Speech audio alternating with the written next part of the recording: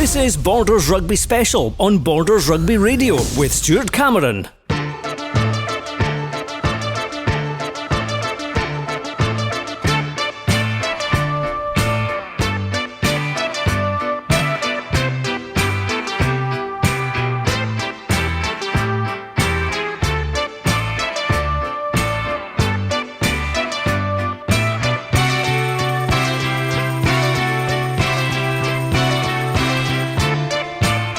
Hello and welcome from me, Stuart Cameron, to the Gytes for this week's Borders Rugby Special on a Friday night this week because no club rugby tomorrow due to the Scotland-Wales International. Tonight we concentrate on Border League action from Pool B as the league moves into the last two games, and tonight it's Peebles against Melrose, with Melrose needing just 2 points from the game to go through to the final and face Selkirk. Of course, if they don't manage that, then it will be Kelso who go through to the final. Well, your commentary team tonight is Ian Hurd and Dale Clancy, and Dale's with me right now on the balcony, and well, Peebles, it wouldn't be Peebles without wind and rain.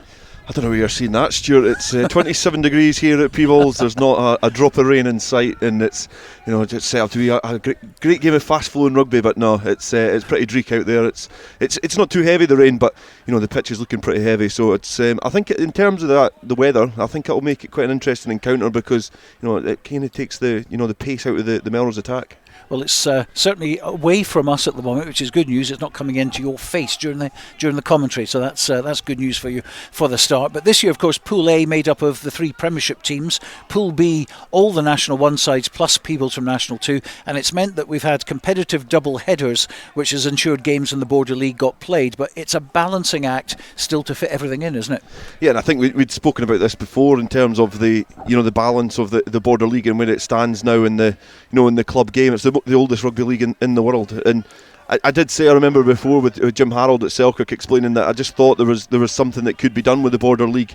You know, the double headers make it a little bit more exciting, a little bit more to play for. And you think about Hawick at the moment, one of the form teams they are the form team in the country.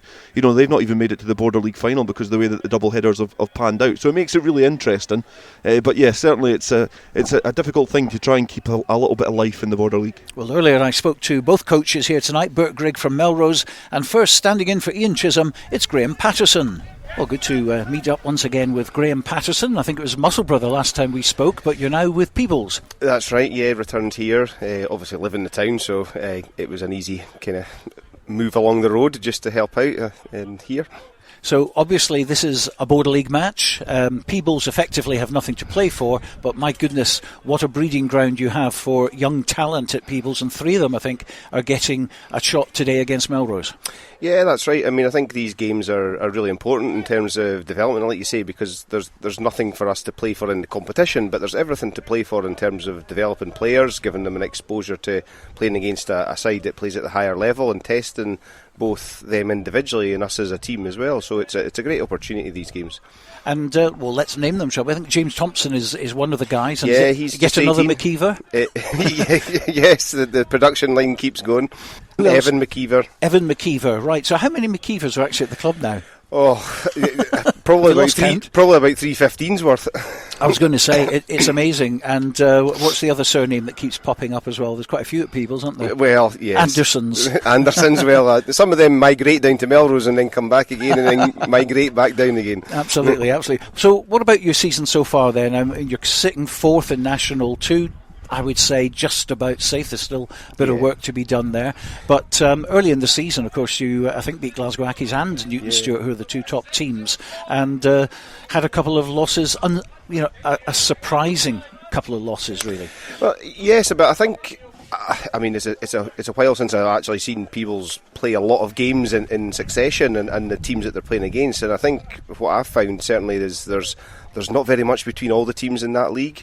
You know, so if you're right on the day, you'll win. If you're not right on the day, you'll lose, and that's the simple fact of it. And I think that's what happened with Peebles in terms of the couple of losses there. They were very strong at home, which is good. You know, that's what you always kind of base your season around, is making sure that you're strong at home and then try and pick up as much as you can away from home. So it's been a bit of a kind of up and down season in terms of that. But as you say, we're safe in terms of, I think, pretty much safe in terms of the restructuring that's going to happen at the end of the season.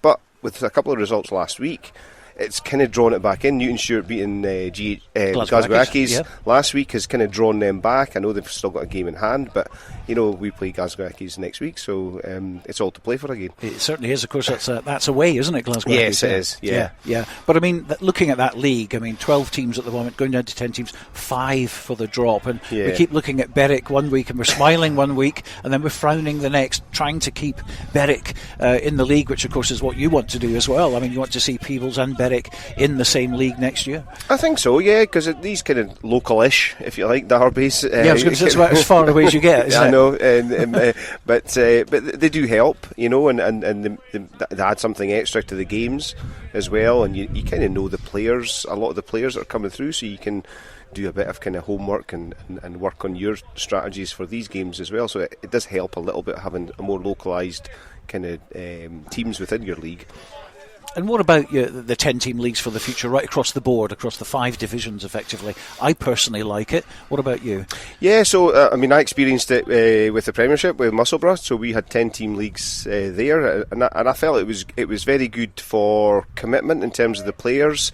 The treasurers don't often like it because there's a few less home games, but to be honest, it's about diversification of your club and how you get some income streams. But in terms of players, I think it's a good thing.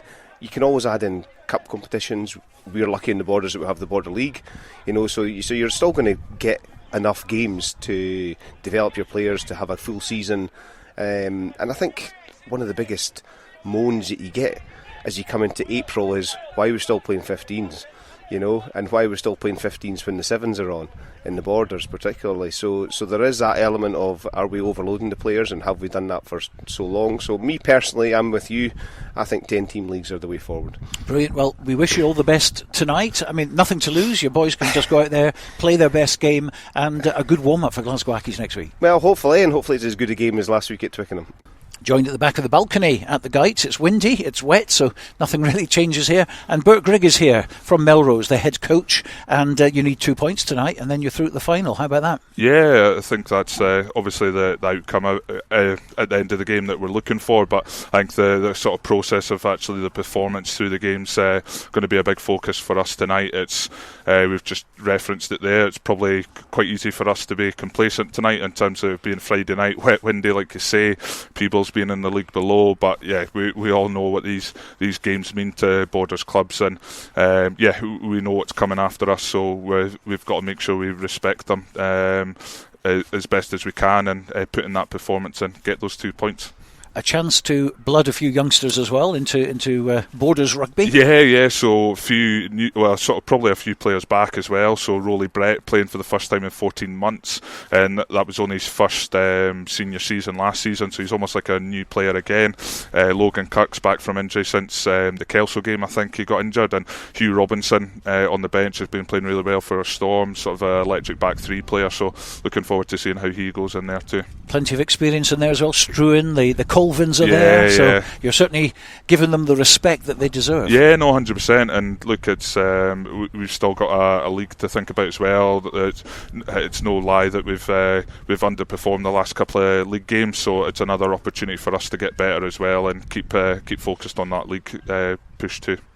Now, Melrose have a habit of getting into the finals of the Border League in the recent history, but the last time I think was 2018, 2019. So you'll be certainly keen to have a crack at Selkirk in the final, and it's a nice final. It's one that you probably wouldn't have necessarily expected. No, 100%. Look, we beating Kelso at home, Gal at home and stuff as well has obviously put us in the driving position. But like you say, look, boys at the end of the day, adult rugby, it's the social side of it, but they want to play in occasions like that. They want to be up for winning some silverware at the end of the day or end of the season. So what's the players' thoughts on the Border League then? Is it as important to all the clubs in the Borders as it used to be? Obviously we know it's a case of fitting it all in to the best that we can, and I think people would obviously like it to be a more of a standalone tournament, but that's just not possible in these days. Unfortunately not. Like, you look at the nature of the beast, it's I know we're 12 teams leagues down to 10 next year might make it easy. When you look at the Premiership's almost finished. If there's no playoff or anything like that, there probably is an opportunity opportunity to do it. But look, we're in Kelso and us and Gala are all in the same league, so we play each other, so the double headers work, and then Hoyk, Jed and Selkirk are in the Premiership, so that works there. But the cross border stuff's quite, cross league stuff, should I say, is quite exciting. And Peebles as well. Like, speaking to Ian Chisholm this week, he's really desperate to have a shot today and earn some respect from other Borders clubs he keeps referencing, and I'm sure Peebles will certainly do that tonight. Another plus tonight, of course, is the fact that you get a game before next week. And next week's a big potential banana skin. Yeah, well, bigger at home, so we prepped really well for them. Away from home, a big result for us. And look, we obviously back ourselves at home, but yeah, 100%. All our running is pretty terrible, if I'm honest with you. There's banana skins everywhere. So look, we're taking it a week at a time, prepping ourselves as best as we can at training, and hopefully putting in a performance on the Saturday to keep us moving along. And just finally, how do you approach this evening? Do you go all guns blazing for 4 tries right away, or what? Nah, we just referenced that. It's still a competitive match. Like, we've got to play for field position. Points are on offer. We take them. It's not a case of we're not just coming here to walk over Peoples. We're under no illusions that it's going to be an easy game. So yeah, we need to make sure we give them the respect they deserve. Should be a good match. Looking forward to it. 100%. Let's hope this wind and rain dies down a wee bit. Absolutely. Good luck. All right, thank you. Cheers. Bert Grigg and Graeme Paterson talking to me a little earlier on, and both coaches out with the players warming up right now. Don't forget, kick-off at 7:30. That gives us time to play you an interview I did with Phil Morris this week. Phil, Tournament Director of the Melrose Sevens, which will take place this season on Easter Saturday, the 8th of April, with an added tournament on Good Friday involving some of the local clubs who don't normally get a chance to compete at the Green Yards. It's been a few months since I last hooked up with Phil, so we sat down for a quick catch-up. Well, Phil, we're not long away now from Sevens time at Melrose. How are things shaping up? Yeah, we're about 7 weeks away. The Saturday's pretty much all sorted in terms of teams, invites, etc. We've got 24 teams for the 1883 competition. We're introducing a formal women's competition this year for the first time, which we're all really pleased about. So we've got 4 high-quality women's teams coming. So I think the crowd are really going to enjoy the quality of that rugby. I think it's the teams that are coming are excellent, so that will be good. And then, yeah, we've expanded into the Friday with the rugby this year. Tried to introduce an opportunity for other teams that would love to receive an invite, and it's always difficult as to who do you invite and who do you not invite. Give them an opportunity to play, and for one team to qualify automatically for the 2024 competition. And then Hoyk Youth have kindly let go of their under-18s tournament and allowed that to come to Melrose, so that those boys who traditionally have not really been able to participate or see the Sevens, that this year they'll play hopefully in front of a decent crowd on the Friday night, which I'm sure they'll all enjoy the experience of, and it'll be nice to see that rugby. And then they get to be part of the Saturday as well, which obviously is good for guys who, if you live in the Borders, it's a great thing to see, isn't it? To see a big crowd and some good rugby on the pitch here at the Green Yards. Well, I'm particularly keen on the Friday. I think this is a tremendous initiative, seeing the likes of some of the local clubs, let's say, who don't normally get a chance to appear. And I think it's wonderful. And of course, being Good Friday, everyone's on holiday. They'll come along about midday and see that, and the semi-junior competition, which is fantastic. And it's really beginning to expand, isn't it? Yeah, hopefully. I mean, I think this is the home of Rugby Sevens. We want to be the custodians of the game. We want to demonstrate, its position in the modern world. And, things are always evolving. Rugby's evolving. But it's really important that here in the Borders, the hotbed of Scottish rugby, then, we give lots of other teams an opportunity to be part of this event. Duns are one of the teams that we announced. In my day job, I spend a bit of time over there during the week, and I know, we're expecting a couple of buses to come over, and I'm sure a couple of them will enjoy a shandy or two, and it's a chance for them to have a crack at the Melrose Sevens and say they've played at the Green Yards, and I think it'll be really exciting for all the players that get to be part of the Friday. And without the 3G pitch, that wouldn't be possible.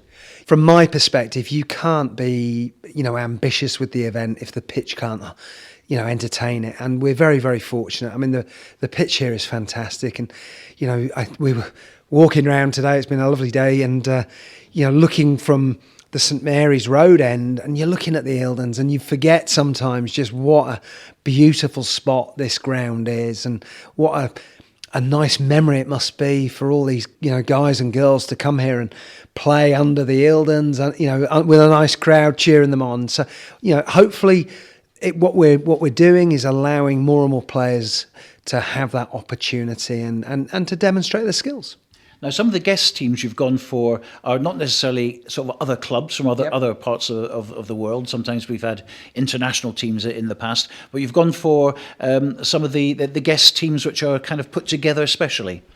Yeah, I think the international factor hasn't really settled yet, not truly.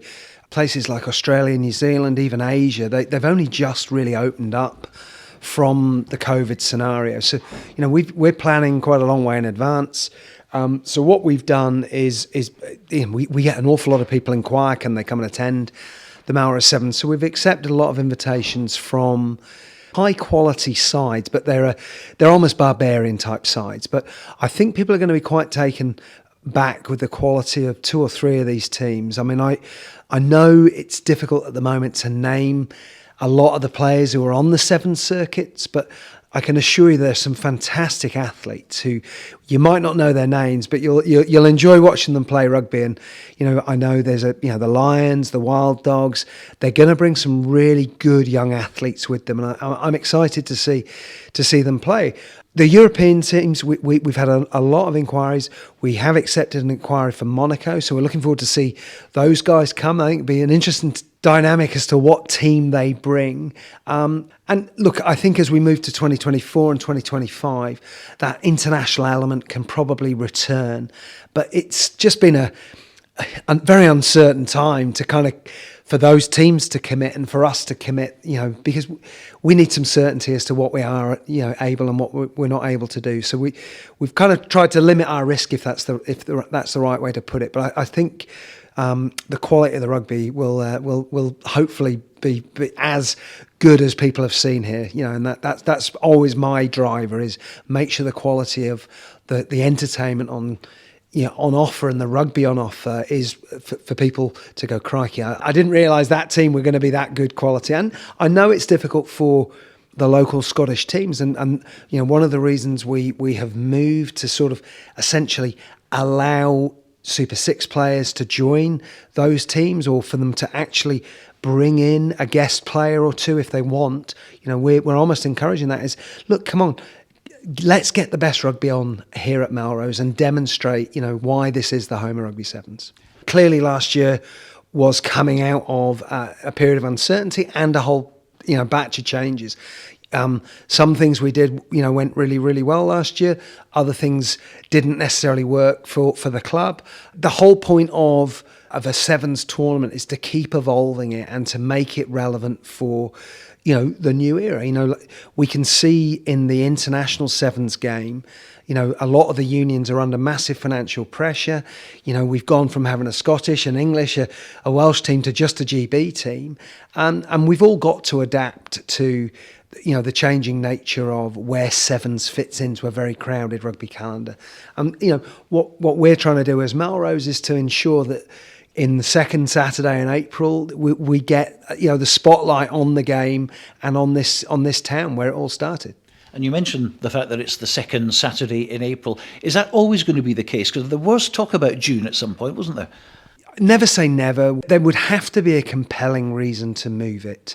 And some of those factors are outside of our control. I mean, this year, the Scottish Rugby Union have ended up putting the Super 6 first weekend on the weekend of the Melrose Sevens. And I think if we were, finding ourselves under ever-increasing competition, we'd have to, have a look at, is the second Saturday in April still the right weekend? But for now, I think it's in people's minds, it's in their social calendars. There isn't a compelling reason to change, and until there is, we won't. And of course, for the clubs, they're all on holiday anyway. They'd have to effectively come back specially for it, which is not necessarily a good idea. Yeah, look, I mean, I'm not sure where the June scenario came from, but I'm always up for a debate. I'm always up for having a look at, is there a better option? But as I say, it would have to be a really compelling set of reasons for you to shift what has traditionally worked, and we've been able to build on. So at this point, I can't see any reason to change it. And great to see the Army coming back to defend their title, and also Samurai are here as well, and they'll be definitely eyeing up the gold medal this time. I think Army last year were fantastic. I mean, the quality of that rugby final was outstanding. I know for a lot of people, they wouldn't have necessarily known some of those names, but there was a Spanish international winger on the Samurai team. Obviously a few Fijians within the British Army setup. Then they've always got sevens ingrained in their blood. Those guys. This year, Co-Optimists are coming back. They will be very strong. Freddie Owsley has got a lot to prove. He was very, very unlucky last year.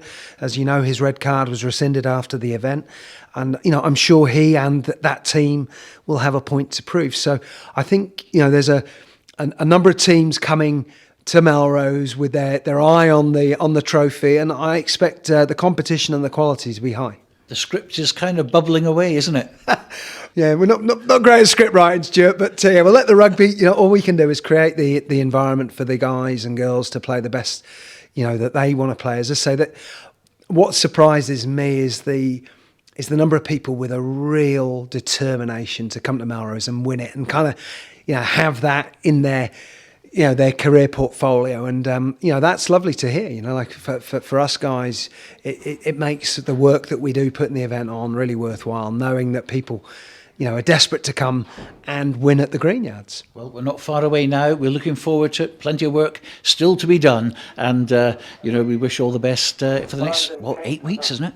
7 or 8 weeks, I better not count. But yeah, no, thanks, Stuart. We look forward to seeing you there. Phil Morris there, tournament director of the Melrose Sevens. And I really like the idea of that pre-qualifying tournament on the Friday alongside the semi-junior Sevens. And a reminder that Borders Rugby Radio won't just be coming live for every single tie at the Melrose Sevens on the Saturday, but we'll also be covering the Friday as well, which promises to be a really, really good day of rugby. Well, after the break, we're going to concentrate on the featured match tonight at the Gytes, Peebles against Melrose in the Border League.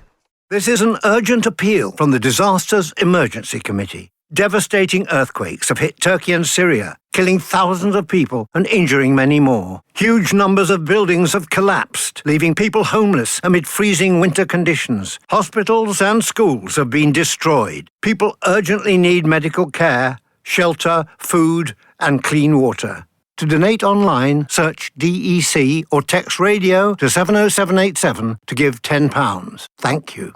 This is Borders Rugby Special on Borders Rugby Radio with Stuart Cameron.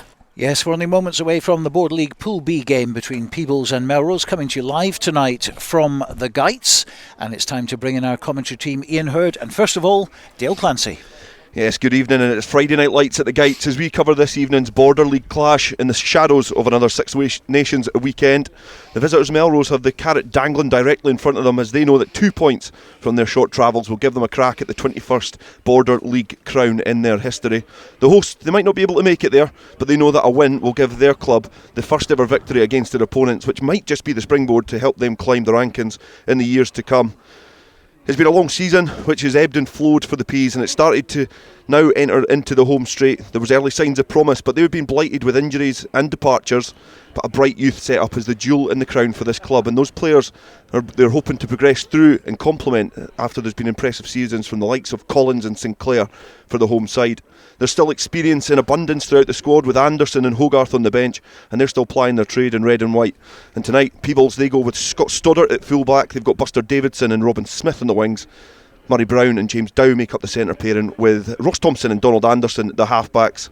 In the front row, it's John Gray, John Napier and Lewis Copeland, with Ross Brown and Sean Brotherston in the second row, with Finlay Collins, Murdo Anderson and Finlay Sinclair making up the back row. The visitors have looked at this as an opportunity to try and introduce some players that have been playing well for the Storm into the squad and see what they're made of. That opportunity would put pressure on the nailed-on starters in this team as they look to claw themselves back into the promotion push for the Premiership. But a poor result might not be the exposure that they'll be looking for, so the likes of Pilcher and Lindsay will be relying on the experience and the wise old heads of the Colvins, Hutchison and Runciman. A place in the final is up for grabs for the visitors, and they go with David Colvin at full-back, Bruce Colvin, his brother, and Archie Pilcher on the wings. A returning Rolly Brett into the centre with Donald Crawford, with Ewan Lindsay and Struan Hutchison the half-backs. In the front row, Will Owen, Sandy Fairbairn and Callum Cruikshank make a very robust trio, with Thomas Brown and Angus Runciman in the second row. Will Ferry, Elliot Ruthven and Ben Weir make up the back row. Well, if you were listening to me earlier, I did say it's 27 degrees, but Ian Herd, who's alongside me, did say I was perhaps using the wrong measurement for heat. But it's drizzly here, but it's perhaps a little equaliser, because you would say that Melrose go into this heavy favourites with the history and the form that they've had. But, you know, these things, certainly the wind and the clatchiness of the ground might be a little bit of an equaliser for these two sides. I would agree, Dale. I think obviously home advantage is something that Peebles will try to play on. They've got a lot of youngsters and an opportunity to show their quality. But as you say, the weather conditions, Melrose do have a tendency to try and play open running rugby, which is great to watch. But a night like this, that might be a bit of a leveller. If Peebles can scrap a bit on the ground, try and win a few turnovers, we could be finishing with an interesting game. Yeah, Melrose have been red hot at times this season in National 1. They currently sit in third in that division. They're only 6 points behind the leaders, Kelso, a team who they defeated earlier on in the season, and they'll be looking to try and make their way into the final of the Border League to play Selkirk, who have already cemented their place in the final. The home side, are just making their way onto the park. Ross Brown is going to lead the side out. The second row will be captaining the side, as the returning captain Neil Hogarth is on the bench. The visiting side will be led by David Colvin from fullback. The referee for this evening's fixture is Michael Todd. I think he's going to be the only person on that pitch that's shirt's perhaps not going to need a couple of washes this evening, because it's certainly clatchy underfoot. Yeah, great colour choice this year. It's going to be Struan Hutchison to get play underway here at the Gytes. And Michael Todd just blasts his whistle, and Struan Hutchison is kicking towards the Tweed end at the Gytes, and it's been well gathered by Murdo Anderson. He's retrieved the ball inside his 22. He's got a little bit of a wind at his back, so Peebles playing with a little bit of an advantage, but it's going to be difficult conditions as Ross Thompson is digging about in the ruck to get the ball back. Ross Brown now carrying the ball forward over the threshold of the 22. Ross Thompson passing deep into the 22, and Donald Anderson having to do a little bit of wry footwork in his danger area, but kicks it downfield, but it's pretty central, and it's been gathered by Struan Hutchison. He breaks the first couple of challenges, but eventually brought down to ground centre field just over the halfway line. Recycled well as they manage to get round the corner, and Sandy Fairbairn gets his first chance with the ball in hand. Now his front row partner Callum Cruikshank just coming blindside. Melrose littered players on the open side here. Again go back towards that centre position in this very sticky pitch underfoot as Hutchison plays out the back. It was almost read there by Buster Davidson, but he came straight out the line, and Rolly Brett is now splintered through the Peebles defence up towards the 22 and checks his run and goes back into the left hand side of the pitch again. Thomas Brown now carrying forward, looking to keep the momentum in this move for Melrose. Quick play from the scrum half Ewan Lindsay as well, looking to keep the urgency in this phase of attack as Melrose looking dangerous as the ball just bobbles out of the hands of the Will Ferry. Look to take the ball a couple of inches further forward as Tom Brown again recycles himself well to get himself into a very good position to carry forward as Hutchison's got the ball now, and on the cut is Donald Crawford. He's been wrapped up by John Gray, the loose head for Peebles. Another carry, another venture into the 22 for Big Ben Weir. Melrose probing and testing this defence to get the ball through the hands, and again the dangerous Rolly Brett evades the first couple of challenges, and Lindsay's now got his hands on ball. Hutchison throws the ball, and it was almost intercepted there by Scott Stoddart, putting pressure on the Melrose attack, almost able to just grasp that. It would have been an interesting run back anyway if he did gather it, but it's been good in terms of the conditions. It's been pretty accurate from Melrose so far. Yeah, good ball retention. It looks like Peebles are going to try and shoot out maybe second or third defender, which is great if as it happened there, the chance of the interception. But the first couple of times, Rolly Brett got both times he was put in space with no defender there, so that they're going to have to watch out on that. But also it is given that opportunity if he can get the interception, which he had the chance of, just unfortunately dropped it. Scott Stoddart has played a bit on the wing in it, full back for Peebles, and he's got a bit of pace about him as well, and you would say that if he got his hands on ball, it would have been difficult to stop him, but just not able to gather the ball at the asking. Is that from the scrum, Melrose get the ball to their backs, and again Rolly Brett is offered the chance to truck it forward once more. He's had a very impressive opening few minutes here at the Gytes. Melrose chasing 2 points from this fixture, and a great turnover from Peebles deep inside their own 22. They've got a chance up here as it's passed through the hands, and James Dow now. He's been tackled well by Struan Hutchison, just on the 22, as Peebles are finding it very difficult to get out their own area. Donald Anderson now lumping it downfield. He kicks it over the halfway line, but David Colvin is waiting there on the 5 metre. He's got some support outside him, but splinters through the defence. He's got his brother Bruce on the wing. There's interplay there. David Colvin almost gathered the ball, almost looked like he was going to go in for a score, but as he's gathered it on the ground, he's managed to tip it on to Will Owen, and he goes in for the opening score. And it was good link-up play from the Colvins. Very much heads-up rugby there from David Colvin. He noticed that there was a dog leg there in the defence. There was a gap. Went for the 2-on-1 and just followed on and kept in with the guy that he was following on from. To his brother, who then popped it inside to him, was tackled, and then ball was released to Will Owen, and he scored. Good play from the Colvins, and just the conditions almost catching Ian Herd out there, as well as all his pre-match notes have just went onto the Gytes pitch. So it's my shopping list. The shopping list for the way home. Flour, eggs, and I have a couple of facts on the Border League as well in there. But it's been a lightning start for Melrose. 6 minutes into the game, it's 5-0, and it's been relentless from the visitors. A couple of occasions, people looked to try and clear their lines, and as it was kicked downfield, it's been counter-attacked quickly, usually by that man, David Colvin, who adds the extras. Yeah, a little bit disappointing there for Peebles, because they did a good turnover. Thomas Brown went in with the ball, and he laid the ball to the side rather than straight back, which gave Peebles the opportunity to make the turnover, which they did. Possibly Donald Anderson could maybe put the ball into touch there, and then it gives him a little bit of a breather. It's going to be hard work in these conditions, so every chance you get. A couple of difficult kicks from Donald Anderson has put the pressure on, but that's a great restart, and it was almost plucked right out there by Buster Davidson. But when he's been leaping out, he's just not been able to gather the ball, and Melrose have numbers up here. They get the ball through the hands quickly, and again Rolly Brett has just went straight through the People's defence. He's got Donald Crawford in support. He just goes through the first couple of challenges. He got some support outside him as well, and Ewan Lindsay is there, and he's got Ross Thompson for a little bit of company on the 22, and it's lightning here from Melrose. Is straight again. They're back in the People's 22. The sting in the attack has come out somewhat, but Thomas Brown just trucks it up into the heart of the People's defence. Bruce Colvin having to act as his more familiar scrum half position, as it's pounded forward again by the returning Angus Runciman. And Hutchison has got Bruce Colvin in support just out the back, but he's been wrapped up well there by the front row from Peebles. John Napier making the challenge as Thomas Brown again comes round the corner. Melrose slowly but steadily getting closer towards that Peebles line, looking to breach it for a second time as Callum Cruikshank goes forward now with the ball in hand.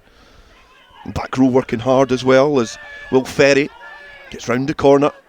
Peebles having to dig in here. Peebles. It's been another impressive turnover by Peebles. That's 2 occasions that they've been there.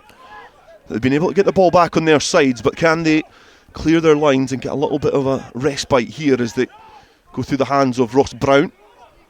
He makes some good yards there. He gets 5 metres clear from his own line. Ross Thompson having to dig about and look for support, and John Gray is there. He's been well defended yet again, but Melrose getting themselves over that ball. Michael Todd having a good look at that on the ground, and Robin Smith was there looking to try and protect as well, but also demonstrate with the match official.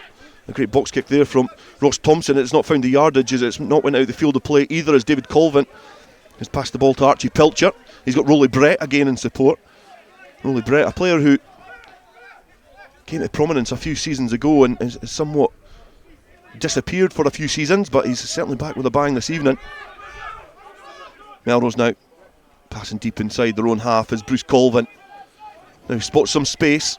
Waiting there is Donald Anderson, who returns the ball back downfield. David Colvin has gathered the bobbling ball there.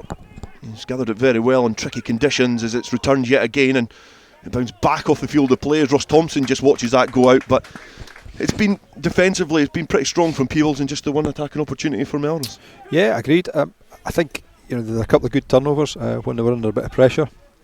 Makes a big difference. They're fronting up quite well on the tackles. Just unfortunate that for Peebles' point of view, Melrose are just breaking some gaps. Intentional knock on there from I think it was Will Ferry coming through trying to intercept off the back of the scrum half pass from the line out. Yeah, the line out there for Peebles. It didn't go the way that they'd planned, and when they tried to get it out of the hands of the scrum half, it's been knocked on, but they've tried to kick downfield and maybe tried to put a bit too much on that because it's also not went out the field of play, so kicking's been a bit inaccurate from Peebles, but David Colvin lets them off with that because he's just kicked one out in the full and takes play into the Melrose half for Peebles for the first time. Yeah, they've got away with that one a little bit. You know, you're under pressure, so try and give themselves a bit of breathing space by getting the ball down the other end and getting the line out. But missing touches is not ideal for them. And it's difficult as well. We can just see the rain which is falling at the Gytes. It's going from right to left the way that Peebles are playing. Just not able to really accurately use that wind so far. Thrown to the tail of the line out, and it's squint, but it's went back on a Melrose side. Struan Hutchison now kicks it downfield, and you can see the power in this wind now as it catches Buster Davidson a bit unawares. Going to be a penalty for Peebles as well because there's a Melrose player offside from the kick. So players on the line out just kept on moving forward. Obviously the ball's passed back to Struan Hutchison. He kicks it, and they just keep moving. It's a common trait for forwards, isn't it? They don't like to retreat. No. With ball in hand or without. It's just so much easier to stand still and not move. It's now kicked down off the field of play for Peebles, and now they've got themselves in a more attractive attacking position. The wind fluttering about, the flag on the far side. We're 11 minutes gone in this first half. It's currently Peebles 0, Melrose 7. It's thrown to the tail of the line out, just not able to get the jumpers up there, but it has come back on the Peebles side, and Murdo Anderson is the player trucking it forward. He's got some support there as the Peebles players look to launch an attack for the first time inside the Melrose 22. Ross Brown now carrying forward. It's Murray Brown crying for the ball. They've got numbers up. James Dow looks to try and evade the first challenge, but he has been caught, and it's come back on the Melrose side, and Bruce Colvin has just gathered the loose ball, and he's scampering downfield and found Donald Crawford. And now Melrose up towards their own 10-metre line in the blink of an eye as Bruce Colvin finds Rolly Brett, left-footed kick downfield, and this could be it's an unorthodox kick, but if it comes the right way it could be quite fortunate for Melrose. But as it stands, Buster Davidson has managed to gather it and take it back again towards the Melrose 10-metre line. John Gray carrying forward, standing pretty tall in contact as Melrose look to swarm round the tight head prop. Has went to ground and it's slow coming out, but Ross Thompson does well to pass that to Donald Anderson. Now to Murray Brown, gets the ball through the hands quickly to James Dow. James Dow's got some support with Scott Stoddart, who quickly gets the ball through the hands but just lofts the ball over the head of Robin Smith, who was loitering on the wing, and that's a poor pass. It's interesting, 2 or 3 of the attacks that Melrose have had, what they've done differently to Peebles is they've actually straightened up and put a man through the hole. That's 2 or 3 times there you can actually see a gap. Obviously we're in a far better position to see it up here, but you can see the gap, but nobody's running for the gap. They're all just drifting across the pitch. Same thing there. James Dow, if he'd straightened up, it commits a defender and then he's got the chance. Then he's got to throw the over the head pass, and it was always going to be even if he'd caught it, he was in trouble. I think it does highlight the difference in quality of these two sides, not just in this evening's fixture, but perhaps over the last few years. Peebles have never beaten Melrose in their history in first team level in the 15-a-side game. They've come close, but not able to, as he burst out the line to put pressure on Melrose as they attack from deep. David Colvin is now trying to wiggle his way out of trouble, but the Peebles defence has got across quickly well. Now looking to plug the gaps in defence, and you can see there's plenty of numbers and support for Melrose. Lindsay is taking play down to a calmer pace and finds Hutchison. He just kicks it downfield, and Scott Stoddart is waiting underneath this. He's gathered it well and passed it to Donald Anderson, who's got some space there, and offs to kick downfield. He sees some space in behind David Colvin, who does well to try and gather this in. He just caresses it back into the field of play and manages to keep it alive. Buster Davidson now gathering the clearing kick, and he's looking to try and chip and go, but he's put a little bit too much on that kick there, and Struan Hutchison was back, who goes quickly. It's kicked downfield. It's for weather conditions which are pretty sticky and pretty ropey. The handling's been pretty good, but it's been quite a quick tempo. Yeah, exactly. I think the handling's been good, but they've not thrown any silly long passes. It's all been quite short passes. It's all been quite positive from that point of view. Michael Todd is bringing play back central field, which, if it's a Peebles ball, it's an attractive attacking position, which it does look like. Donald Anderson is just positioned in behind the scrum. Ross Thompson, who's been playing for Heriots in the Premiership so far this season, is scrum half.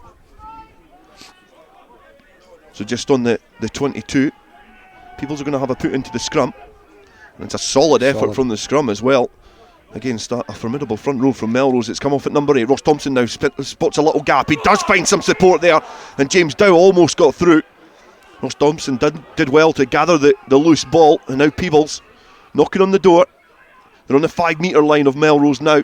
It's still Peebles 0, Melrose 7, and the ball is now distributed wide. It's into the hands of John Napier, who was just wrapped up. He did have players outside him. Now Thompson spots a little gap there, but he's been wrapped up by Sandy Fairbairn.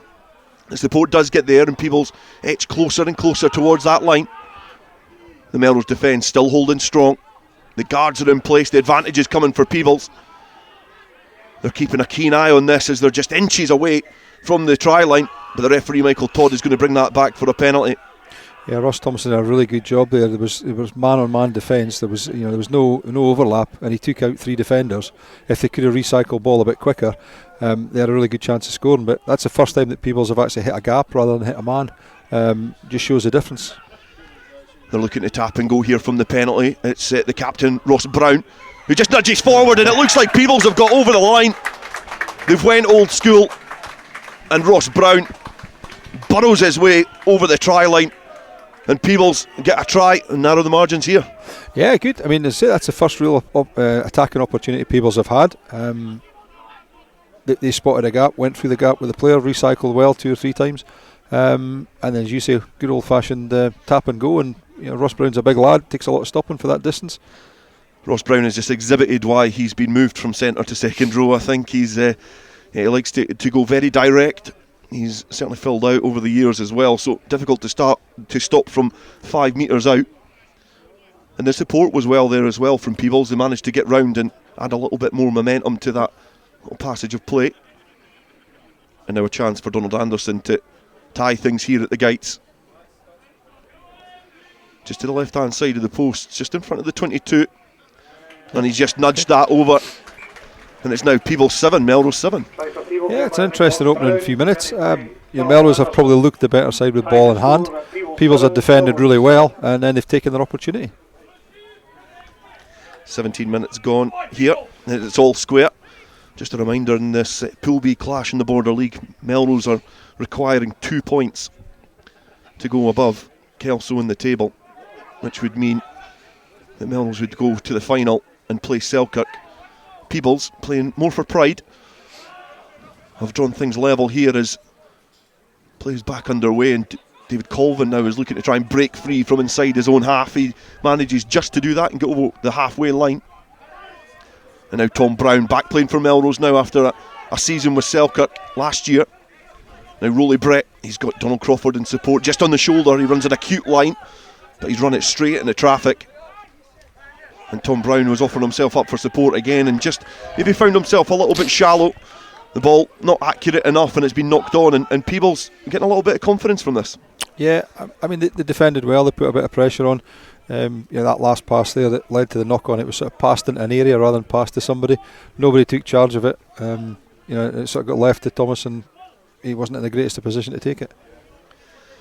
Melrose accurately lining up their pod of 3 to attack and try and set up the attacking platform and draw the defenders in, but their first strike there just didn't go to plan, and it's resulted in a central field scrum for Peebles, and Ross Thompson has just dabbed the ball on the hand of the hooker to illustrate the ball is coming into the huddle.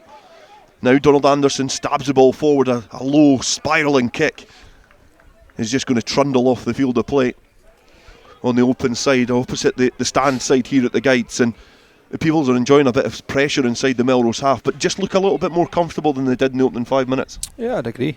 I think they've got a bit of territory. Old Head and Donald start to realise just to get the ball down there, and then defend a bit better when he kicks ahead, and they have done the last 2 or 3 times that he's put in the long kick. They've defended much more as a line, which means that there's no gaps there for Melrose. It's not an accurate line out either. It's been contested in the air. Thomas Brown was looking to try and get that back for Melrose, but there was a flapping hand in there from Peebles as well. But Melrose do manage to get the ball on their side. He passed deep to Struan Hutchison, who again is just sitting in the pocket and is trying to just punch this ball into this kind of confusing wind, because it's just been caught up there. And James Dow was looking to gather the ball, and it's quite misleading, this wind, because you can see Melrose, when they're clearing their lines, they're having to put the trajectory of the ball really, really low. But you can see the passes there on a couple of occasions. Peebles have looked to get the ball wide, and the ball's just getting caught up in the wind. Yeah, I mean, playing with the wind's great for kicking deep, but those passes, just the pass there just now, it just started drifting and drifting and drifting. And instead of attacking the ball, I think it was James Dow, he'd started to fall back because he thought the pass was going behind him. Gust of wind, he's then reaching for it, and he's got really no chance of catching the ball. There's been a couple of glimpses in this game where the wind has certainly made its presence felt, but it's still all square in this Pool B Border League clash. Melrose, the visitors, are tied with the host Peebles, 7 points all. It's from the scrum as it looks like an evenly contested battle as Bruce Colvin comes off his wing to feed Rolly Brett yet again, charging up, and it takes 3 Peebles players to get round the robust inside centre as Hutchison distributes the ball to a teammate, trying to stretch the field of play here at the Gytes, pull this Peebles defence wider and exploit the gaps, which they were able to do in the opening 7 or 8 minutes here, and almost another interception opportunity. John Napier sprinting out the line there. Now Ewan Lindsay finds Hutchison again. Buster Davidson bursting out the line. Melrose having to dance back in field to keep the ball alive, but they're under a lot of pressure from this Peebles defence. It's relentless at times and looking to squeeze a lot of pressure in the wider channels as Hutchison just sits in the pocket and flights a low ball into the hands of Donald Anderson, who just returns it quickly downfield. Hutchison is in the right position and watches that, manages to gather it and return it back again to Donald Anderson, who perhaps was a little bit further up the field than perhaps he anticipated he was going to need to be. He's in the 22 and kicks it again back down. It's went off the field of play now. I don't think Melrose are looking to take this quickly, but in terms of the aerial battle there, the old safe head and Donald Anderson certainly showed his experience.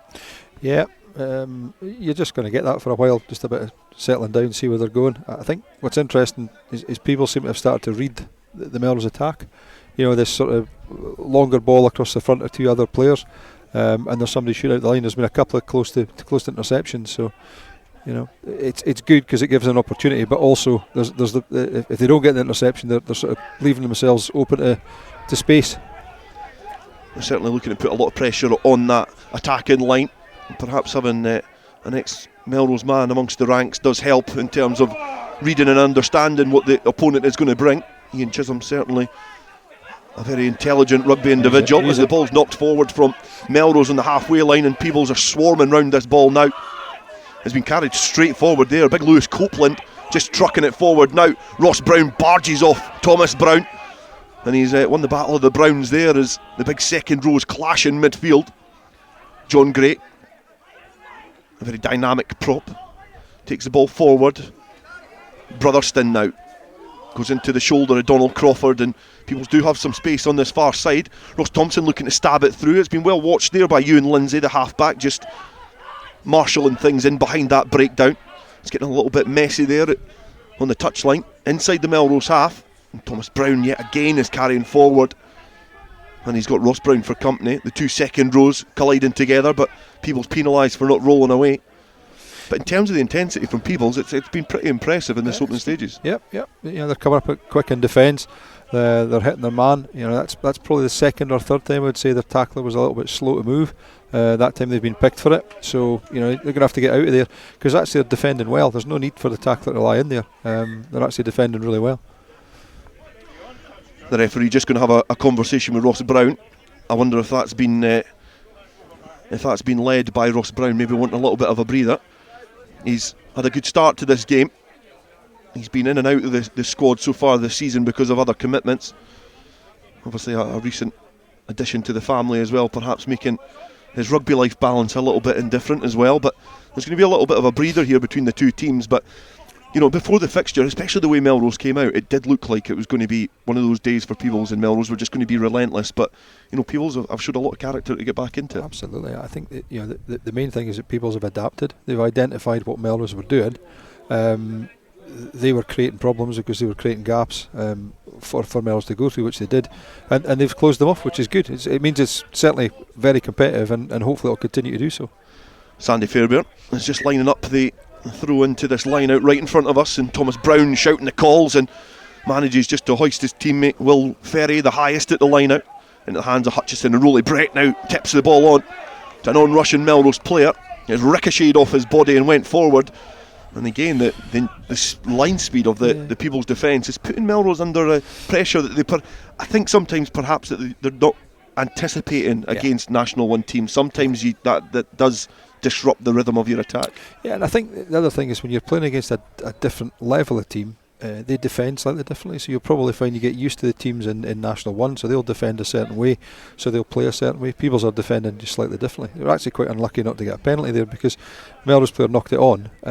Peebles had the chance to win the ball, and another Melrose player who was in front picked it up, but probably unseen by Michael with the sort of glut of bodies that were there at the time. Another scrum central field. Ross Thompson feeding in, showing his used to this Peebles team so far in the game, keeping the tempo high as it's just been picked off the back by the impressive Finlay Sinclair, as well as it's a low stabbing kick, a grubber kick downfield from Donald Anderson, just looking to keep Melrose inside their own area. It's nice to see just the simple stuff off the back of scrum. It's an 8-9 which takes the back route if the number 8 runs the line properly, and it just opens up things for the 9 to run across the line and centres or standoffs to come on a sort of burst, and it's just something different. Quite nice to see.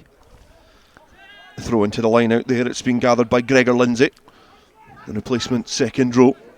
It's been charged upfield, and John Napier has been barged off in the first instance when he's tried to defend the Peebles line. Melrose still inside their own half. Still Peebles 7, Melrose 7.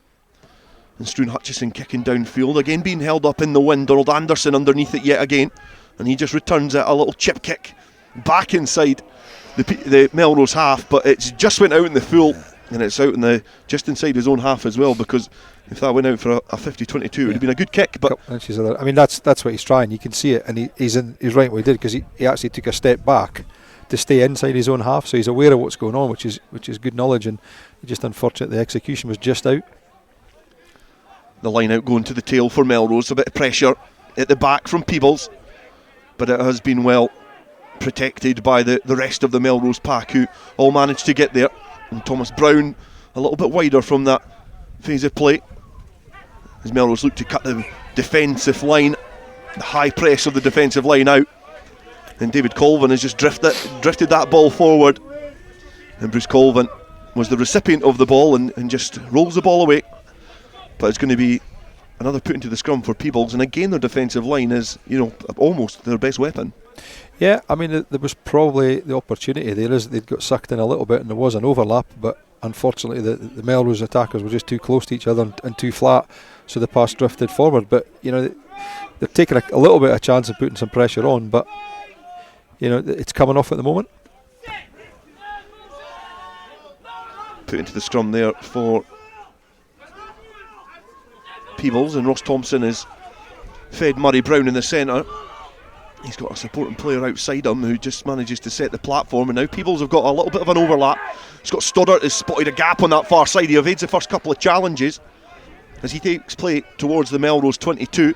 Over on that far side, Peebles again enjoying a long period of attack here as the wind catches the ball mid-flight yet again, but perhaps to the benefit of the on-rushing Peebles attack on this occasion. Ross Brown just passing out the back to Donald Anderson. He's twisting and weaving his way out of trouble, but eventually is engulfed by Melrose shirts, and play's going to come back. Michael Todd spotted something, and I think perhaps he's going to have a word with the assistant referee, but nothing caught my eye. Nothing I saw either, I must admit. Quite impressed by Peebles' scrum so far. Looks really solid, and I'd say if anything they're slightly on top. They're getting the scrum into the position they want, which is getting the shoulder up. So just tackler, not releasing, I think. Nothing too serious inside the. Yeah. Inside the. They're getting that push up on the right, so it's opening up the field for the number 8 every time. So that's a positive. It means they're getting up on the scrum. They're dominant, but they're certainly in control of what they're trying to do. That side of their set piece game has been impressive. This side perhaps not as much so. It's from the line out. It's not went to hand, and it's actually came back on a Melrose side. So opportunity is perhaps going to beg in this time for Peebles. Melrose now just going to go through their repertoire and their training ground routine of how to escape the danger area. Part of that repertoire is passing back to Struan Hutchison, who's inside his own goal area, but it looks like he's knocked the ball on. And when I was thinking it's as casual as you like, it's a big boo-boo there from the fly half. Again, it's difficult to tell from up here, but there's been 2 or 3 passes that it's just that that last foot and a half from the receiver, that little gust of wind means it comes a bit quicker, or it doesn't come as quick as you're expecting. And I think that's probably what's caught Struan out there. It is a very deceiving wind here, and it's caught Struan Hutchison out. And one area that we did say that Peebles were excelling in was in the scrum, so that's a chance here to put a bit of pressure on in that front row. And it's a strong and sturdy scrum yet again. They're looking to try and get that nudge on, and it is creeping forward a couple of centimetres, but it's now came out to the backs, and Murray Davidson has just given it to James Dow, who's been wrapped up well by a couple of Melrose defenders, but the ball has been carried over the line, and Peebles have managed to get it down, and they take the lead in this game. And it all comes from that scrum, a solid set piece, a little bit of casual interplay by the centres, and they get over the line and they nudge and sell in front. Yeah, I mean, if you've got a scrum as solid as that, the back rows have got to basically still be pushing from Melrose, so they're concentrating on that, so they're not getting off as quick. And interestingly, the tackle there on James Dow, both, I think it would be Donald Crawford and Rolly Bett, went high, tried to hold them up to create the maul, to try and get the turnover, and actually with some Peebles players coming in behind them, that shove got him over the line. He obviously twisted, managed to get free and put the ball down. So, if they tackled him by the legs, would it have made a difference? First try scorer for Peebles was Ross Brown. His brother Murray has been the assist in that second try. James Dow able to wriggle himself out of trouble. And Donald Anderson, adds the extras for Peebles. So it's now Peebles 14, Melrose 7. And it's a game that Melrose... There's still a long way to go. We're half an hour into this game. There's still a long way, a lot of rugby to be played. But if the score was similar at full time, then it would not be Melrose going into the final of the Border League. No, and I think it would certainly be a surprise. But again, if the conditions continue as they are, Melrose will have the win second half. But they've still got to play the conditions, and if you're behind, you've still got to make the passes stick and get over the line. But that doesn't help. That definitely doesn't help. And what Ian Herd is alluding to is from the kick-off, Finlay Collins has dropped the ball inside of his own 22 and just handed an opportunity straight back to Melrose. That is a coach killer. You need to make sure that you secure the ball after you've either scored or conceded. Try and steady the ship and steady the nerves. But the youngster there just... Yeah. And it wasn't the greatest of kicks either. So, if he catches that, passes it on the backs, they're 50 yards down the pitch again. And putting Melrose back under pressure. Impressive scrum yet again. It's getting taken at the tail. It was almost well marshalled by Ross Thompson, because Ben Weir was looking to get galloping on the blind side, but he was just wrapped up. And Melrose, perhaps from the penalty, their decision here perhaps signals that they know they're in for a game. Yeah. And I think that, the fact that they're playing against the wind, it's getting to the half. If they can score points, take them. It's 3 points closer to Peebles for the second half.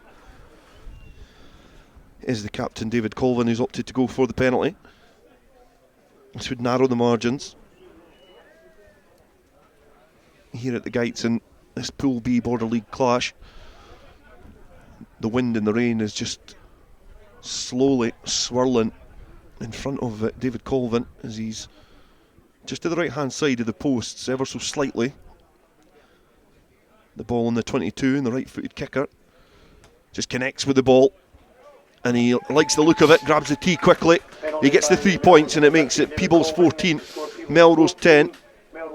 And it was as I say, it's a long way to go in this game, but that could be one of those kicks which is vital in terms of getting those 2 valuable points that Melrose are needing. Yeah, I mean, in simple terms, it's a try they need to go ahead. So you don't have to worry about the conversion. So if you're scoring in the corners, especially on a night like tonight when the wind is bad for kicking goals. It's thudded downfield by Donald Anderson from the restart. Melrose now again in their 22. A place that they seldom were for the first 10 minutes of this game, but they've enjoyed a bit of a long stay camped inside of their own household for the last 20 minutes. Struan Hutchison now trying to clear these lines, and it's evaded the hands of Ross Thompson, who's managed to get it under control and give it to Donald Anderson on the 10 metre line, who's just went cross field. He's spotted a little bit of space on that far side, and now there's 4 Peebles players haring down on David Colvin, who's trying to clear from his own 22 and just sclaffs it off the side of his boot. It's not got the distance that he wanted. It's went off the field of play, but you feel if Peebles had a little bit more urgency there on the press, they might have put him under a little bit more pressure because he was very isolated, and it's going to be a throw into the line out. We'll get the thoughts of Ian Herd in a minute. And it's an accurate line out from Peebles. It's been well gathered and it's trundling forward now, slowly, inside of the Melrose 22.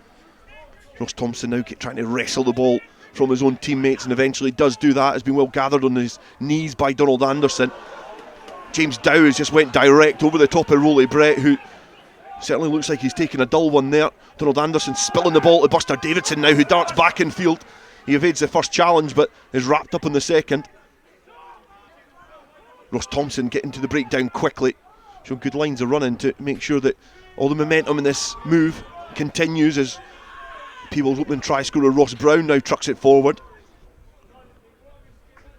Now Donald Anderson taking it close to the line. He's got Scott Stoddart in support just on his left hand side. He looked to try and ghost it into the hands of him, but now Melrose have got it back on their side. They've got numbers up, they've got a little bit of pressure there from the Peebles defence as Melrose look to break free from inside their own 22, but again relentless pressure from Peebles, and they win the penalty on the 22.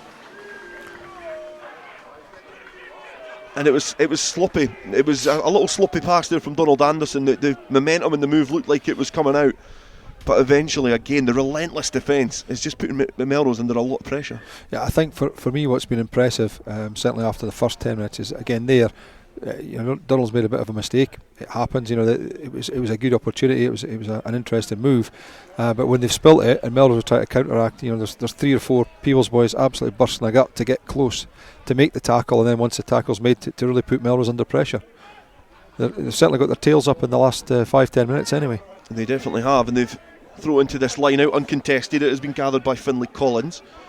He's been well hoisted high, and Peebles are now breaking from the side of that maul. It was Lewis Copeland who had the ball in hand, and the forwards gather round just to the right hand side of the ruck, and it's getting more central field now for Peebles inside of the Melrose 22. It's been passed out at the back there to the most recent try scorer James Dow, who has to take a knee and retreat and relinquish a little bit of territory there for Peebles. And now it's Melrose's turn to put a little bit of pressure on the attacking team.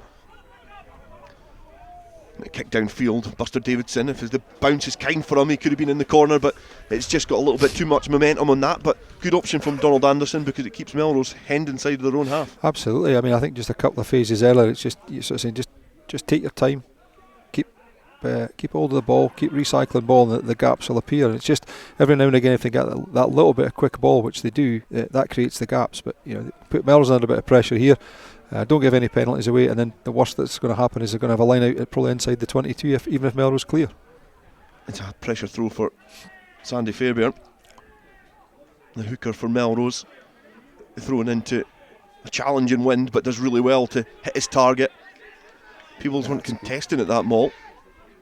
He got a little bit ahead of steam there for Melrose. The advantage is coming as well, so it's been a very fruitful set piece for Melrose. Going to come back for the penalty. Yeah, it's a little bit of experience there from Melrose. It's like, we'll take it, we'll drive it, and they've given themselves the easy out. They definitely have. They've given themselves a great chance here to relieve the pressure, and they kick it downfield through Struan Hutchison yet again. It's not gone out of their own half, and we've got about 2 minutes left in this first half here at the Gytes. It's currently Peebles 14, Melrose 10. Yeah, just that last line out, hindsight's a great thing, but just let them catch the ball, get to deck, and then hit them as hard as you can, drive them back. Especially with the pressure that they've been putting absolutely on up front. Yep. A throw into the line out now for Melrose. Fairbairn finds his target. Yeah, again, it's Gregor Lindsay. And the maul is trucking forward at a rate of knots now. Reminiscent of the South African line out against Japan at the World Cup a few years ago.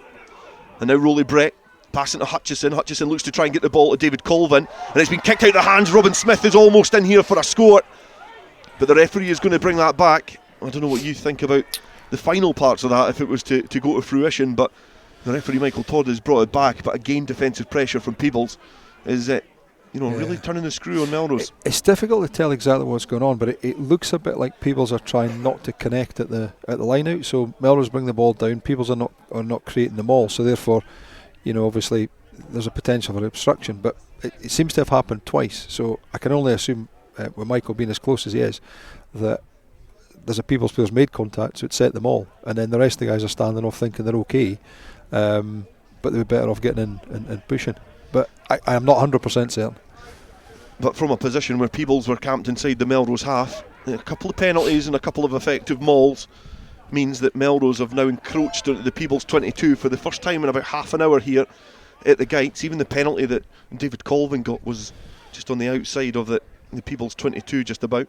And it's been stolen in the line out from Peebles. Managed to get a big red and white mitt to that as it's in the air. And now Ross Brown skips over the first challenge from Melrose. Ross Thompson is just etching the ball back ever so slightly to box kick this clear and try and use that wind. Put Archie Pilcher under a bit of pressure. He does well initially. He evades the first challenge and then the second. And then he's ragdolled to the ground. The ball squirming out of the ruck, but well protected as Melrose tip on. Stretch this Peebles defence and exploit the gaps that are presented to them. Ben Weir has just run straight into the shoulder of a Peebles player who is just lurking with intent around the fringes of the ruck.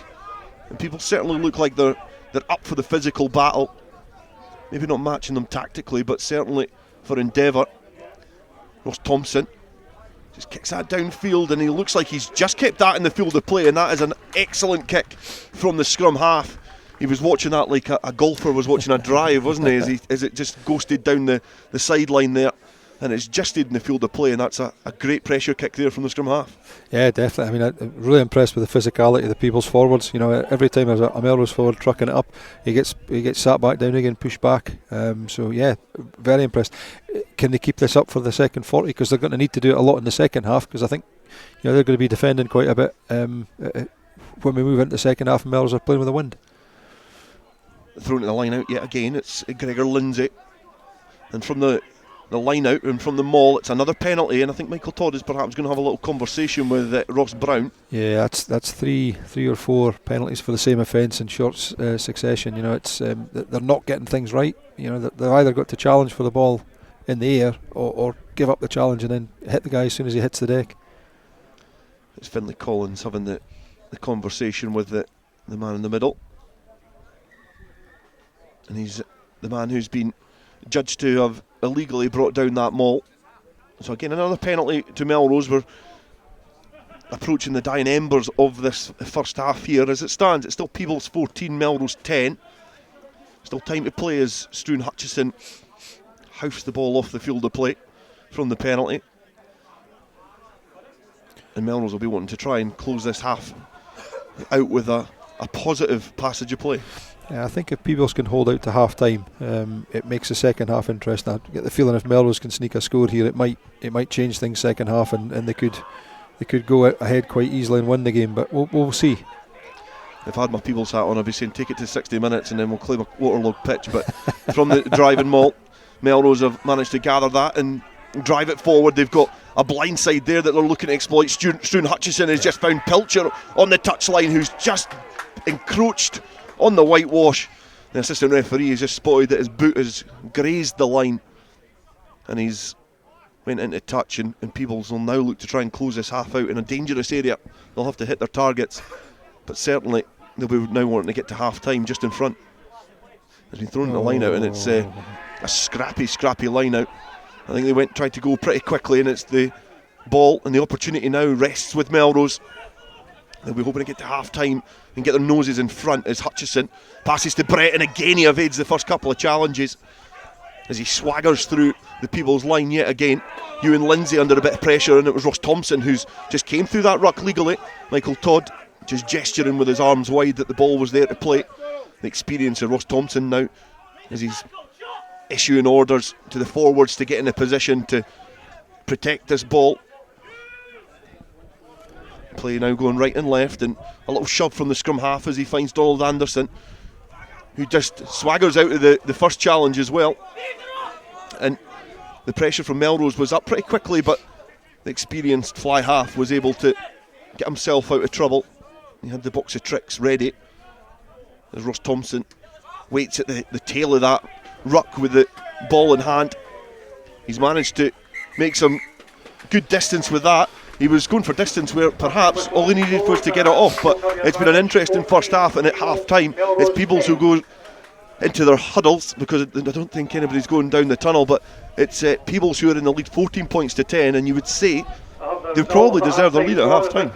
Yeah, I think so. I mean, the first 10-15 minutes, serious concerns about it being a bit of a one-sided affair. Melrose were playing some cracking rugby. They were opening up Peebles at will, but Peebles have sort of realised how to defend a bit better. They've put a bit more pressure on, and they've upped their physicality, and they're certainly in the game well deserving of the lead at half time.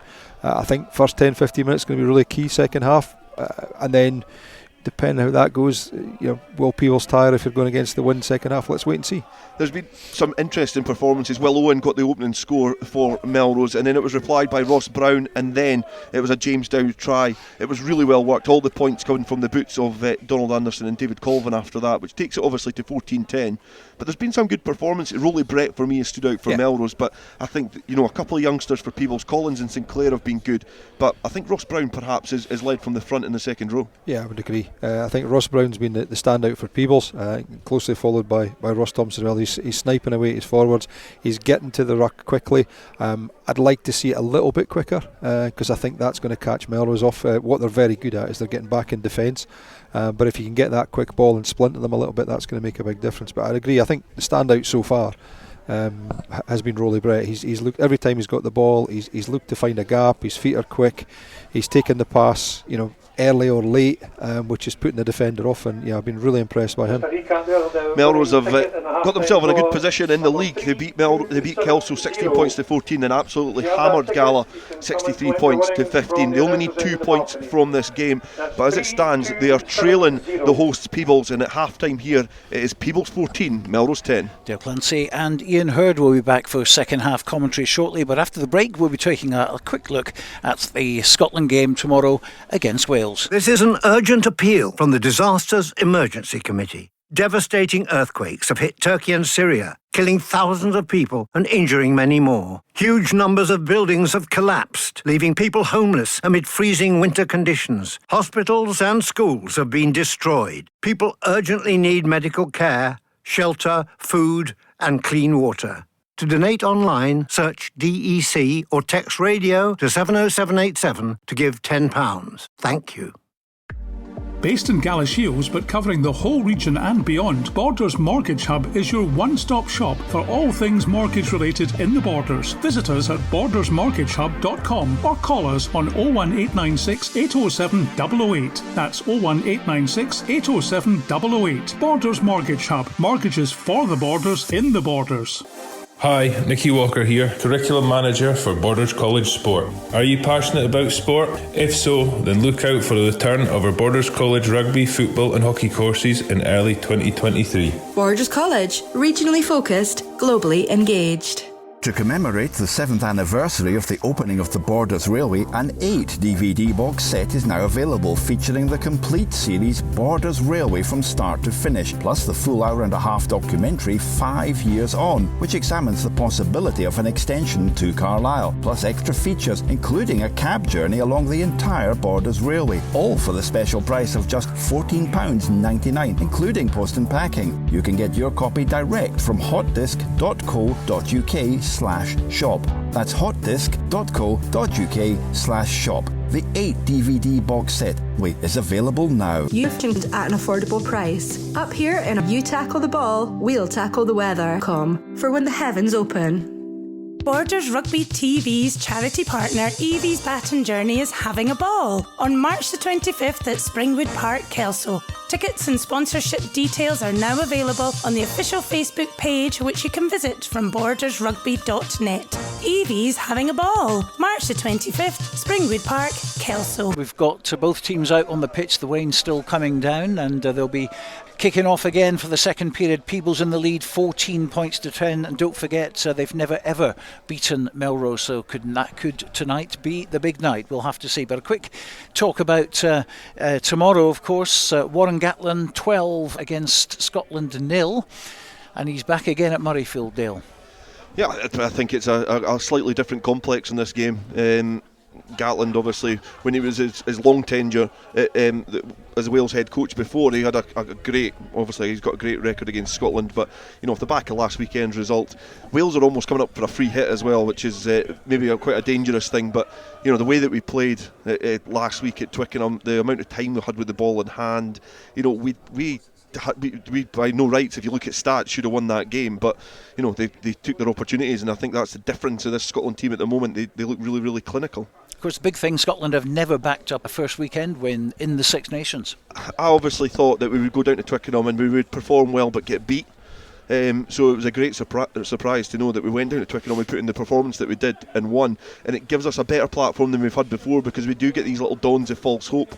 But I think that this game, Wales come in as proper underdogs. It's not like we're going in and thinking about, this is a bit touch and go. Like we are heavy favourites for this game because of how poor Wales have been, not just at the national team but in their club game as well. A lot of their districts have been really, really poor, so it's a slightly different complex in this game, and I think Gregor Townsend knows that he's got one last chance to try and do something special with this Scotland team, and if he's going to do something special, he needs to win the second game. The attitude, I think, after the Scotland win at Twickenham was very different to the times before. I mean, they weren't over-celebrating this time round. There was more of a focus, I think. I think professionally they were a little bit more focused in the job that needed done. I think there's no overhype. There's nothing that they're getting a little bits of false hope, as you say. So hopefully tomorrow when they go into it, it's exactly the same again. Okay, we're ready for part 2 of tonight's game in the Border League. It's Peebles against Melrose. Peebles in front 14 points to 10, but Melrose this time have the wind advantage, back to Ian Hurd and Dale Clancy. The Peebles have not got the joy of the weather angels, the Peebles weather angels, because it's still, the wind is going from right to left. The rain is still trickling down in front of the floodlights here, and Donald Anderson has got the second half underway. Peebles protecting a 4-point lead, and they managed to get the ball into the clutches of Melrose as Bruce Colvin puts in an aggressive box kick downfield. And Donald Anderson waiting there with bated breath, manages to gather it, but Melrose a little bit more physical in defence now. We've got Connor Spence there, who's been introduced, puts in his first hit of the second half, and Neil Hogarth as well, who's been propelled from the bench, launches himself into the physical confrontation which he revels in. Ross Brown now carrying forward.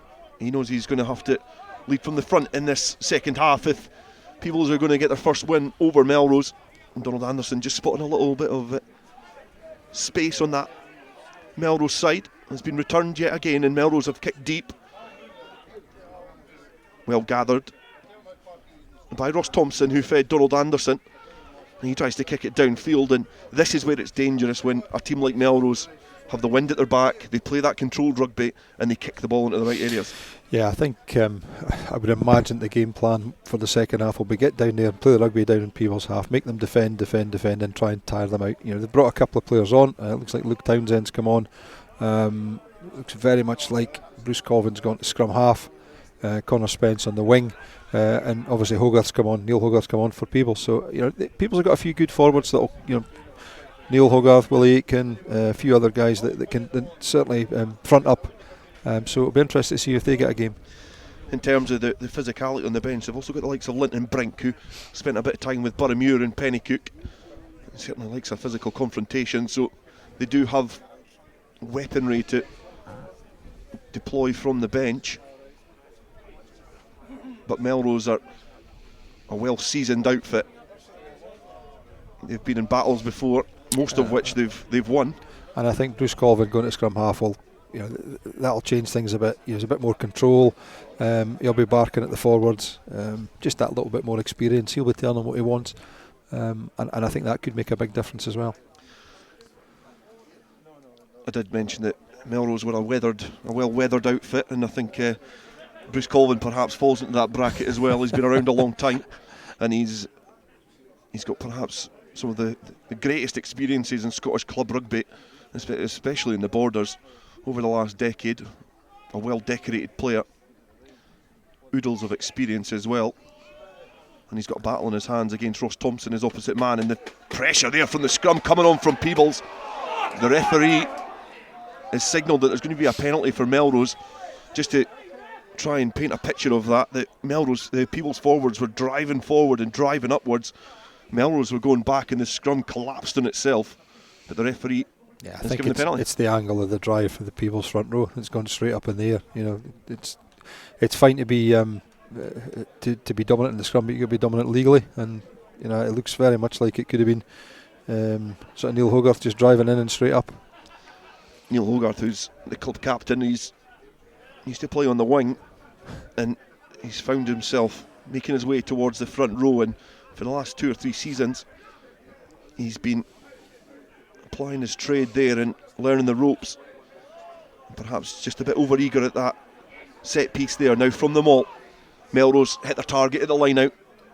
They start to tiptoe forward and creep towards that Peebles line. The red and white wall is having to dig in and drop their heels to try and stop the onslaught from this Melrose drive. It crabs forwards. It goes to the right hand side now and twists and weaves as Michael Todd has just got an eye on this, and it's made about 10 or 15 metres. They get over the line and they get the score, and that is as Melrose as you like. Kick it to the corner and then maul to the cowsheds and back. Yeah, it's interesting. I think we both thought at the start of the game, and certainly in the first 5-10 minutes, that they were going to play some open, expansive rugby. They've now identified, you know, that last sort of 5 minutes in the first half where they mauled, got a penalty, mauled, got a penalty, mauled, got a penalty, and run. You know, basically 70-80 yards up the pitch from that. They've identified where they can make a big difference, and you know, Peebles are going to have to either sack the player at source, because I really don't see that they're going to be able to stop that. Certainly in these conditions. It's a lottery to figure out who got that score, because the mud on the back of the shirts is not only a challenge, but the bundle of players which just collapsed over the line. 120 metres away on a dark night. Yeah. Dark strips, dark numbers, and all covered in mud. Yeah. So Melrose got the scores. A team try as David Colvin looks to add the extras, and that is an excellent kick from out wide in challenging conditions. The standard in this day and age is the hooker, so we'll give it to Sandy Fairbairn. I think it's probably the safest bet. Yeah, I've already put that down. It's a bit of deja vu when you see a driving maul. Usually the hooker is packed down in their habitual position at the rear of the maul. It's like first try scorer in internationals now. If you want to bet, the hookers are now odds-on favourites as opposed to 50-60 to 1 like they used to be. Peebles get play back underway, now trailing 14 points to 17 here. Melrose managed to get their noses back in front, using this wind to good effect, as Peebles are looking to put 4 players deep now in behind it to try and retrieve the kick and defend their own area and get themselves out of trouble, as it's just squirmed through the hands of Ross Brown into the hands of Robin Smith, who has been coattailed to the ground, and he does well to present the ball back.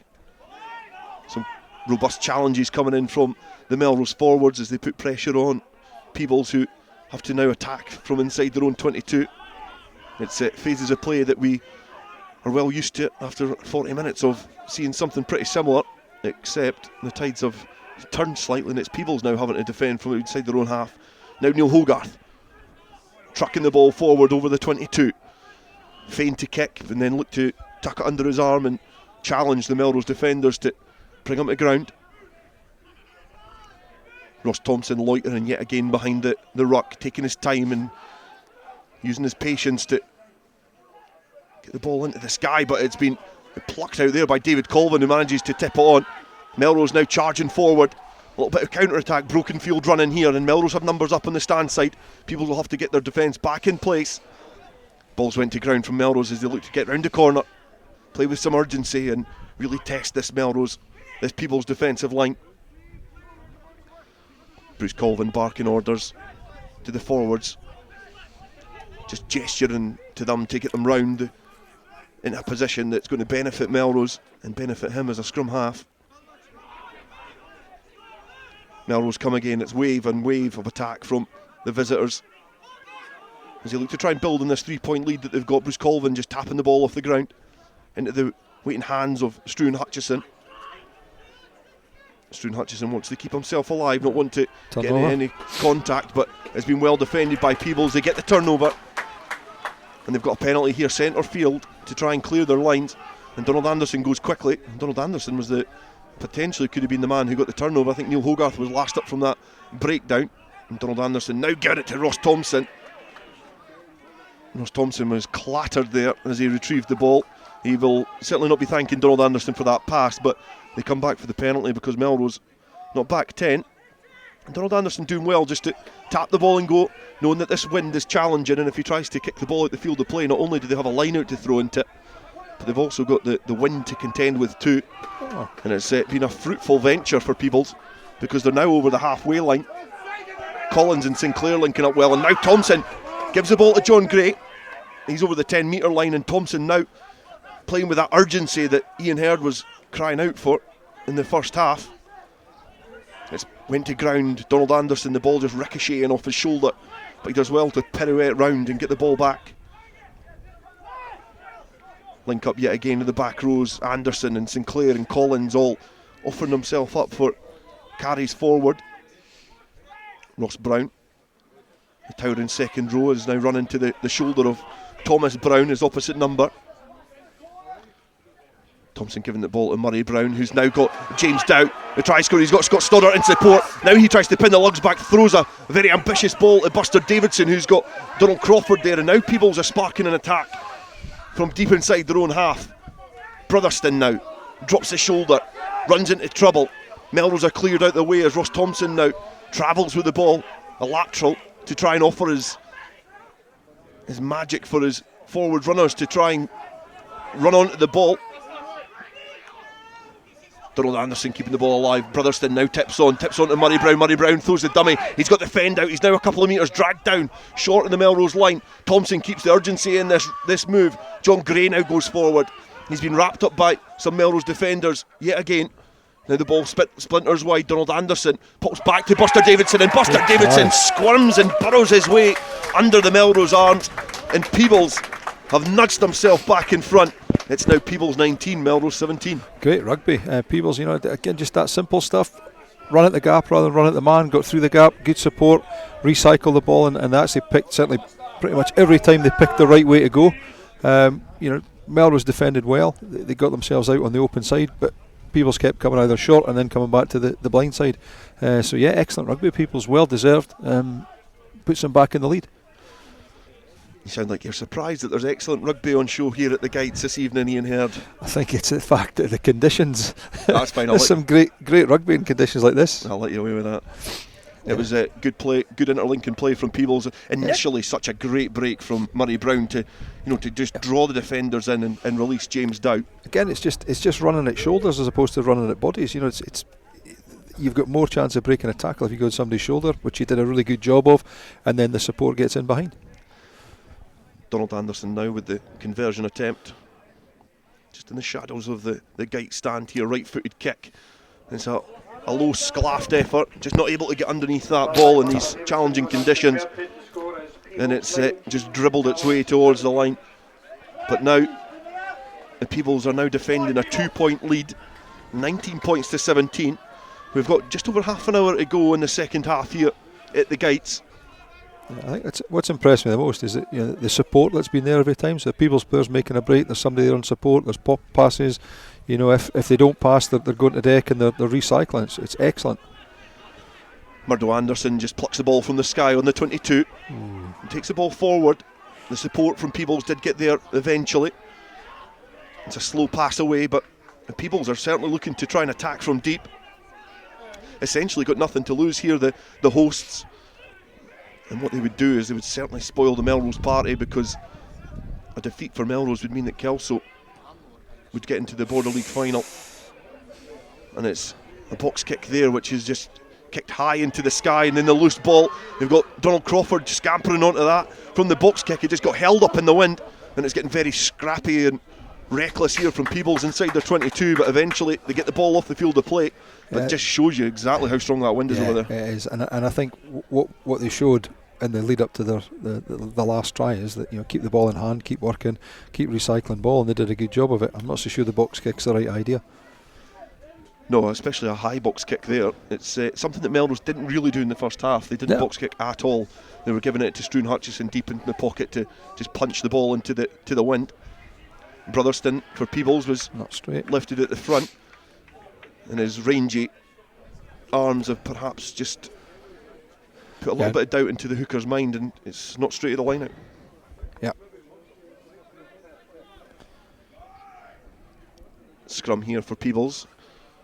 Just a reminder, this Pool B clash, it's Peebles 19, Melrose 17. Melrose are needing 2 points to make their way into the Border League final to play Selkirk. Peebles, they're chasing their first ever victory over the Melrose first 15 side. Put into the scrum there from Ross Thompson. It's another solid scrum there from the home side, and a break from the back of the scrum from Finlay Sinclair, a youngster who's had regional representative honours. Donald Anderson now finds Murray Brown, who's just dancing about a little bit with the ball in hand, but he's managed to get the ball back on a Peebles side. Murdo Anderson catapulted into contact. Ross Thompson coming against the grain, and Donald Anderson now finds James Dow. It's went through his clutches, and Buster Davidson's been bundled into touch. Archie Pilcher getting across there to put in a robust hit, but the referee is going to come back for the knock on, and certainly people showing no fear, and Melrose are trying to look composed and trying to get their hands on the ball, but just the scrappy nature of it is frustrating them slightly. Yeah, absolutely, and again it just showed that strong solid scrum for Peebles there. It gives number 8 Finlay Sinclair the opportunity to be under control and pick the ball up. He knows that he's quite safe, there's no back row going to get to him because they're hanging on to try and stop the penalty, so he can run straight at the standoff, which gives them really good go forward and front foot ball. We'll pop into the scrum here for Bruce Colvin, and the scrum is not went the way that the home side perhaps wanted, losing their footing in these difficult conditions, and the referee awarding the penalty to Melrose. Yeah, always a difficulty when you're trying to get a bit of a shove on is that, you know, you start to move your feet to get things moving forward, and in conditions like this they can easily slip.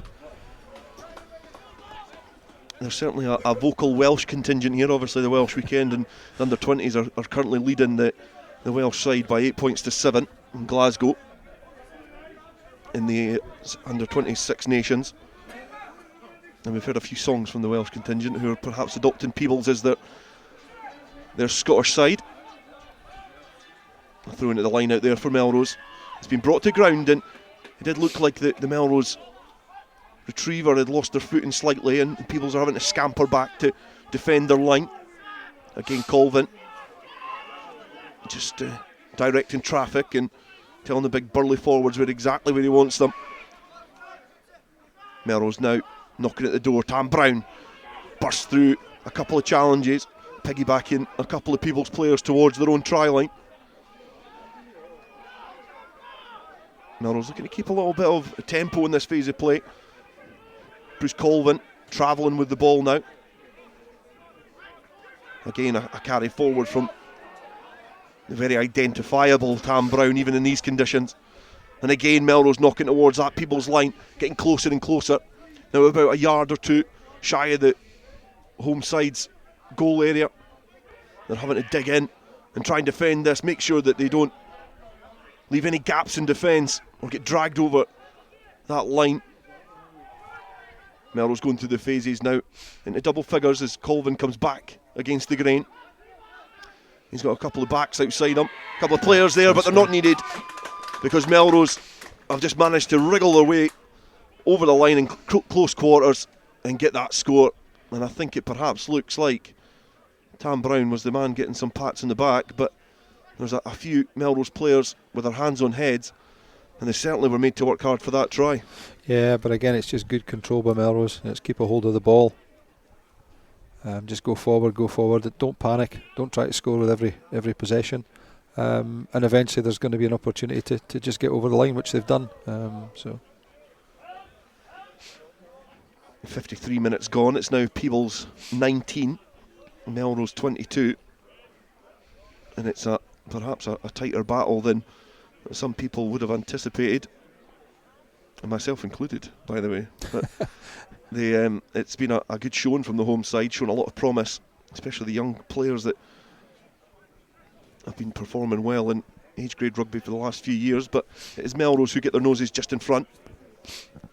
David Colvin with a conversion attempt. He's got the wind at his back. He perhaps didn't need it, but it's a successful conversion, a very accomplished kicker, and it makes it now a very difficult scoreline for Peebles. It's now 19 points to 24. Yeah, and a couple of changes by looks at by Melrose. It looks, if our numbers are correct, Campbell, Scott and Elliot Compton have come on. So that'll be for probably Willow and Sandy Fairbairn, I would think.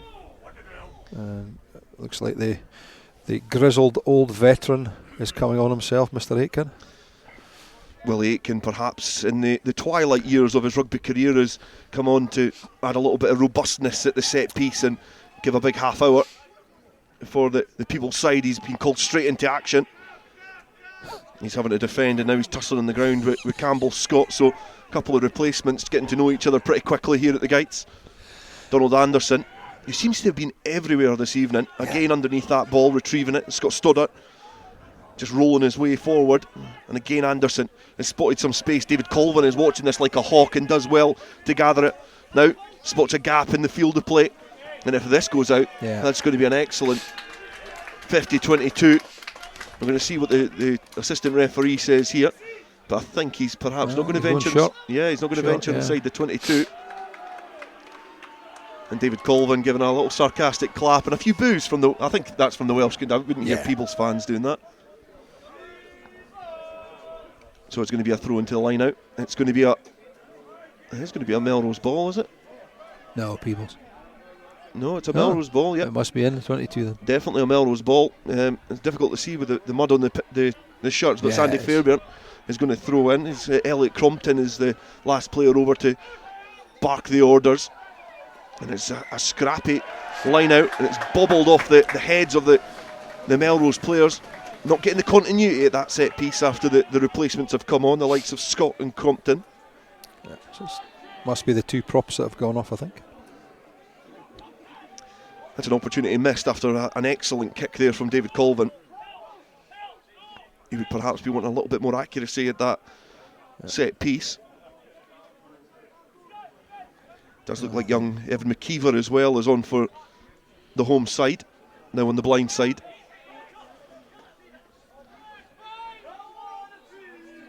Ross Thompson, the scrum half for Peebles, yet again having to roll the ball into the tunnel. Again a solid scrum from the home side. It's been a bit of their game which has been tested all season, but they certainly look strong up front in this battle. Peebles now pass back to Donald Anderson, who again feigns to go, rolling back the ears now as he splits the Melrose defence, but he's been shackled there as he looked to go through the gears. Keeping the tempo in this move yet again. Now in the hands of Scott Stoddart. He offloads well. Over at the far side as Peebles look to link up and dislodge this Melrose defence. Now encroaching inside the Melrose half, but the referee Michael Todd is going to come back for a penalty, and certainly Peebles are looking like they've got no fear and certainly willing to throw the ball around. Yeah, good rugby again. I mean, the fact that they took the ball out the back of that scrum, it shows their ambition, because they had Melrose in the back foot. They were going forward. Chances are they were going to get a penalty out of it, but it's good to see them actually playing the ball. And I know in the first half we were explaining and discussing about some players that were standing out, but the man with the ball in his hands just now, Donald Anderson, he's about to kick the ball off the field of play. I think the wind has slightly died down here at the Gytes, but he seems to have been everywhere so far. Yeah, I mean, hugely experienced. I mean, Donald's been around for an extremely long time. I can remember him first coming through when I was refereeing, and he's been a class act all the time. He knows the game, knows what he's doing, knows his game, importantly. That man, Donald Anderson, finds Murray Brown after the line out goes well. James Downow has got a streak line. And Scott Stoddart on an excellent line, but again, the pass not going to hand. And I don't know how far he thought Buster Davidson was away, but he just put a little bit too much on that. And Scott Stoddart, after what you said, was an excellent line, an acute line which scythed through the Melrose defence, just not able to ghost the ball over the top to Buster Davidson, who was galloping along the touchline here. There's some good attacking play. It's disappointing because the pass was on, and Buster Davidson was certainly clear whether he was going to score or not. But yeah, that's quite disappointing because it was a really good move. Line out for Melrose again goes to hand, and the Peebles bodies just cluster around the set piece, not looking to attack as replacement Aitken and Hogarth just loiter around the fringes, and Bruce Colvin just pops it into the air. A box kick from the ruck as Scott Stoddart stretches every sinew to grab the ball before he's clattered, and Donald Anderson now linking up with Robin Smith on that far side, doing really well. And again Scott Stoddart has just come out of his full-back position into the attacking line, and they've got numbers up if Murray Brown can use them, but Neil Hogarth has got thoughts of his own, and he just goes direct into the Melrose defence. Donald Anderson looking to find Willie Aitken and Buster Davidson, who were perhaps at odds as to what was going on there in that attacking phase of play. Ross Brown doing well to tip on into the hands of the back row players. Thompson finds Hogarth. Hogarth throws the dummy. He had Murray Brown outside him, but he just drops on the halfway line as he's defended, and that is an intelligent bit of play as well from the ruck. Peebles looking to play it quickly, but a Melrose player in the road, and they get the penalty yet again. Intelligent on both sides. Running line for the Melrose defender, but also the fact that if it was Ross Brown, I think it was, he identified that there wasn't really an awful lot on, pass it to the defender, and he gets a penalty. So yeah, good play on both sides. Now, if it's apart from the replacements, most of the players on the field of play have got their numbers in their shirts covered in mud. Very difficult to distinguish who is who in this fixture. But certainly a lot of players have made their traits known so far this evening. The likes of Scott Stoddart in the last 5 minutes has certainly put his hand up to be noticed. Thrown to the line out for Peebles on the Melrose 22. It's been contested in the air, but it's bobbled back on a Peebles side, and the ball bounces into the waiting hands there of Robin Smith, who's acting scrum half. Ross Brown again carrying forward. He's had an impressive amount of carries so far in this game. Anderson now finds Murray Brown. Murray Brown has just fed the ball to Finlay Collins. Now Thompson keeping urgency in this move. James Dow now going forward and takes contact on his terms as the Melrose players and Ben Weir and Donald Crawford had to make way for the Peebles attacking player, and now John Napier has just been fed through a gap, but the referee is going to bring it back. Well, Ferry could have been a little bit of trouble here because he's gone through and hit the Peebles player quite late. Will Ferry, the back row for the Melrose, he's perhaps been identified as the guilty party here. David Colvin is having a conversation with Michael Todd, and the referee is not going to do anything in terms of robust discipline. Yeah, there's been a couple of them that have been borderline. I think that one was just too far. But it's interesting. The second half, certainly from a Melrose point of view, it's been pretty much team dominated. They've kept it tight. They've rumbled up and they've done well. From the point of view of Peebles, I mean, Donald Anderson's been absolutely outstanding.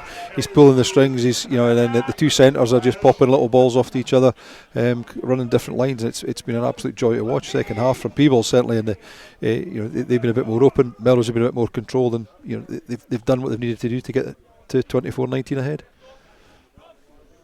From the penalty, the Peebles did win. It's been kicked inside the Melrose 22 yet again.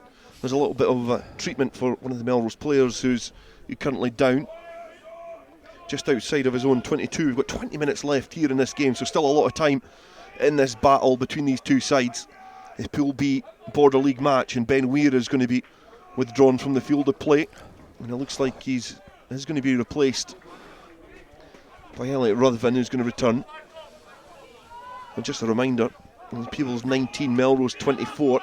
Melrose just needing 2 points from this game to make it into the Border League final for a tilt at their 21st Border League crown, but Peebles have got a lot to say about that.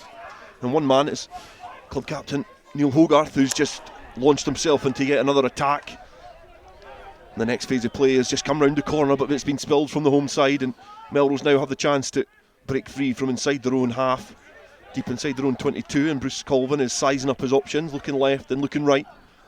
He looks behind him and finds Struan Hutchison there, who hoists the ball high into this night sky. Robin Smith does well to try and gather the ball, but it's went back, and now Scott Stoddart looks to stand up Donald Crawford, but not able to. Peebles again, enjoying long spells with the ball in hand in this game, finding every opportunity to try and attack, and again drive forward. Ross Brown with some good leg drive, and it looked like it was almost going to be intercepted there by Melrose, but Peebles keep the ball alive, and now they've got an attacking chance here, and the dummies went there for Murray Brown. Murray Brown's got some support on the inside, and Ross Thompson is running that acute line back inside, and Peebles are under the sticks. It's all square here at the Gytes. It is Peebles 24, Melrose 24 with a kick to come. It's superb rugby again for Peebles. They're just attacking space, they're attacking the weak areas in the Melrose defence, and support running again. There's three guys there that potentially could have scored that try. Fast flowing rugby there from Peebles. It's relentless attack when they get the chance to do it. They've got players in support, players running through. Yep. And it was Ross Thompson again with a typical scrum half line, somebody who knows exactly where the ball is going. There in support. Huge credit to all the players. I mean, Peebles knocked on at that previous phase of play at like a couple of minutes ago. To be honest, that's one of the first few handling errors there's been in the game. The handling, considering the conditions, has been absolutely superb for both teams, and absolute credit to them both. So we do have 15 minutes left in this game. It's now Peebles 26, Melrose 24. Now we've still got a lot of ramifications in this game. Melrose have 3 tries. They're 2 points behind, so if they get another try, then they do lose by less than 7 points. They can still make their way through to the final, but they're not there yet. And Peebles will desperately be looking to try and cling on to this lead. 26 points to 24. They lead at the Gytes. They've got players in this team that have been around a long, long time, like Hogarth and Anderson and Aitken. They've never tasted victory against this Melrose side. And Peebles have put themselves in a great position to try and do that. Donald Anderson looking to try and ghost through, stab the ball behind the Melrose defence and test them, but all he's done is he's given them an attacking platform to go from. Donald Crawford now weaving his way out of trouble. He manages to bounce off Ross Thompson, who was there defending, and Melrose have some players up now. Again, the body's just being hurtled in from Peebles, and the penalty is going to come back on a Peebles side, and they can try and kick downfield, but the wind is just picked up here in the Gytes, straight into the faces of this Peebles side. But they'll certainly welcome the penalty. Definitely. It takes a little bit of breathe, gives the forwards a bit of a breather. They can walk up to the line out, waste a minute or so. I would like to see Peebles just keeping hold of the ball. I appreciate Donald Anderson put a little kick through, but they've actually been really successful. They've held on to the ball, they've recycled it really well, and then they've run some good lines off the receivers, and just keep a hold of the ball, because they're actually playing really well when they do so. Sub for Peebles. Replacement for Peebles, it looks like Brandon Kent has come on to the park. He's certainly twice the man he used to be. He's come onto the field to play the Welshman, who's back in the area, obviously for the Welsh weekend and the Six Nations battle at Murrayfield. He played a lot of rugby here for Peebles a few years ago. A talented centre. And now the throw into the line out has not went the way Peebles wanted to, and it's just drifted wide. Drifted off the central line, and Michael Todd is going to give the put into the scrum to Melrose, but Peebles will welcome being in this position. Yeah, and I think this is one that if you've got Willie Hogarth and Willie Aitken and Neil Hogarth in the front, they should be attacking this scrum and really put Melrose under pressure and try and win a penalty off it. Get it back for the hooker. Willie Hogarth would be some prop. He would. There's going to be a put into the scrum for some temperament. Yeah, good luck keeping him on the pitch. Yeah, it's going to be a put into the scrum, and Bruce Colvin. Yeah. And again, the scrum is just marching back, and Melrose trying to clutch their hands on that ball and do really, really well at the base of that scrum. Elliot Ruthven, who's playing number 8, did excellently well to gather that ball, because the scrum was going back at a rate of knots. The ball was just spilling out of that set piece, and he managed to gather it, and eventually Melrose win the penalty. Yeah, I think they got slightly lucky there in that the ball appeared out of the back of the scrum rather than him controlling it as well, and then by that point he was first to react. And from the penalty, that is a brilliant kick from Melrose. They've kicked it all the way down inside the Peebles 22, and now this will be a test to see what Peebles are made of. The set pieces, the line out and the driving maul is a weapon for Melrose. I don't think it's going to take a special analyst to work out what's going to happen here. I think it'll be catch and drive, and Peebles have got to make a decision whether they try and sack the jumper or they put the drive in. Thrown to the line out. They do try and jump there, and it's not been a cohesive maul there from Melrose, but the ball is back on their side. Bruce Colvin just nudging some players out the road to try and open up an opportunity for Melrose. The ball is squirmed out of that ruck, and Peebles are on it. Peebles are springing out of action there and just able to suffocate that ball when it was on offer. Now into the hands of Donald Anderson, who kicks it downfield into this Pearson wind, but he does well to make some good ground just onto the 22. But yes, that was a good kick. It's good defence. They got the response right. They didn't try and push against them all. They took the player down, stopped it at source. 10 minutes left to go in this game. It's currently Peebles 26, Melrose 24. Both teams with something to play for, but perhaps slightly different motives in this battle. And from the maul, it went into the hands of Melrose yet again, looking short of options and looking for some support, but it wasn't coming. And the referee is going to bring this back. I think it's going to be a penalty to Melrose. Just got the timing wrong that time. Melrose got the maul formed quickly, and Peebles then collapsed the maul. Struan Hutchison just stabbing his foot into the ground, into this clatchy surface, and sizing up the corner flag as he nudges it close towards the Peebles line. The throw into the line out now is going to go the way of Melrose, and it's a full line out. The backs are spilled along this Peebles turf, ready for any opportunity, but I think it's going to fall to this Melrose pack, and it's been brought down well. And it's going forward. Melrose getting nudging closer and closer towards that line. The advantage is coming as well, and Michael Todd has got a good look at that try line, a good look at this Melrose attack, and he's got his eyes on the ball as Bruce Colvin deploys one of the big robust forwards to try and breach this Peebles defensive line. Again, the red and white Peebles tops dig in and drive the Melrose attacking players back, but Melrose still have it on their side. They still have the advantage as well. He managed to get the ball through the hands. It's crabbing towards the centre field. And Peebles defence again holding up well. Not looking like it's going to be breached on this occasion, but there's another opportunity for Melrose now. Peebles defence barking orders to get back into position, but Bruce Colvin has spotted an opportunity. He's got a supporting player there on his shoulder. He just tips the ball on and it goes to ground. Acute lines are running from the supporting players from Melrose as they try and knock on this door, and again the Melrose players are driven back 5 metres now shy from the Peebles line. This relentless attack, the forwards having to work immensely hard as all the bodies now bundle in. The referee is going to bring this back for the penalty. Bruce Colvin quickly over to where the referee is going to set the mark, and this is going to be an interesting call to see what they do.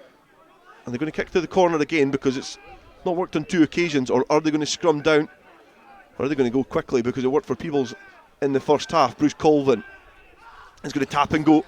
He feeds the forwards yet again. Peebles defence has been asked a lot of questions, has been told to work incredibly hard.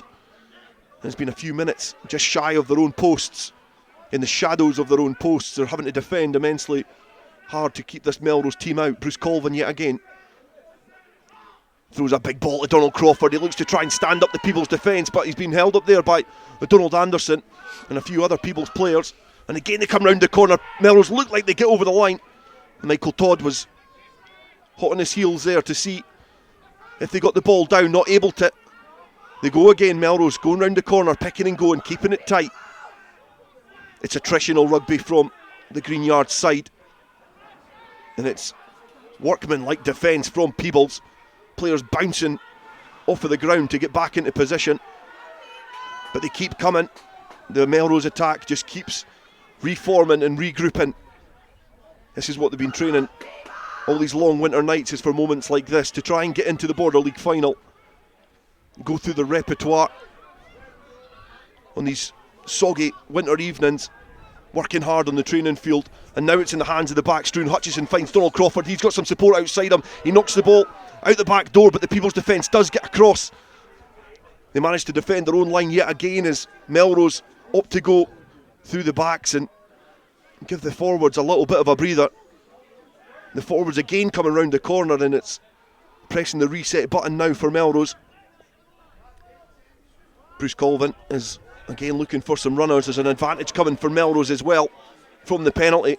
So it's a shot to nothing as Hutchison throws a big ball out to David Colvin. He just bounces back in field, but Buster Davidson clings onto him like a limpet, able to just suffocate that ball.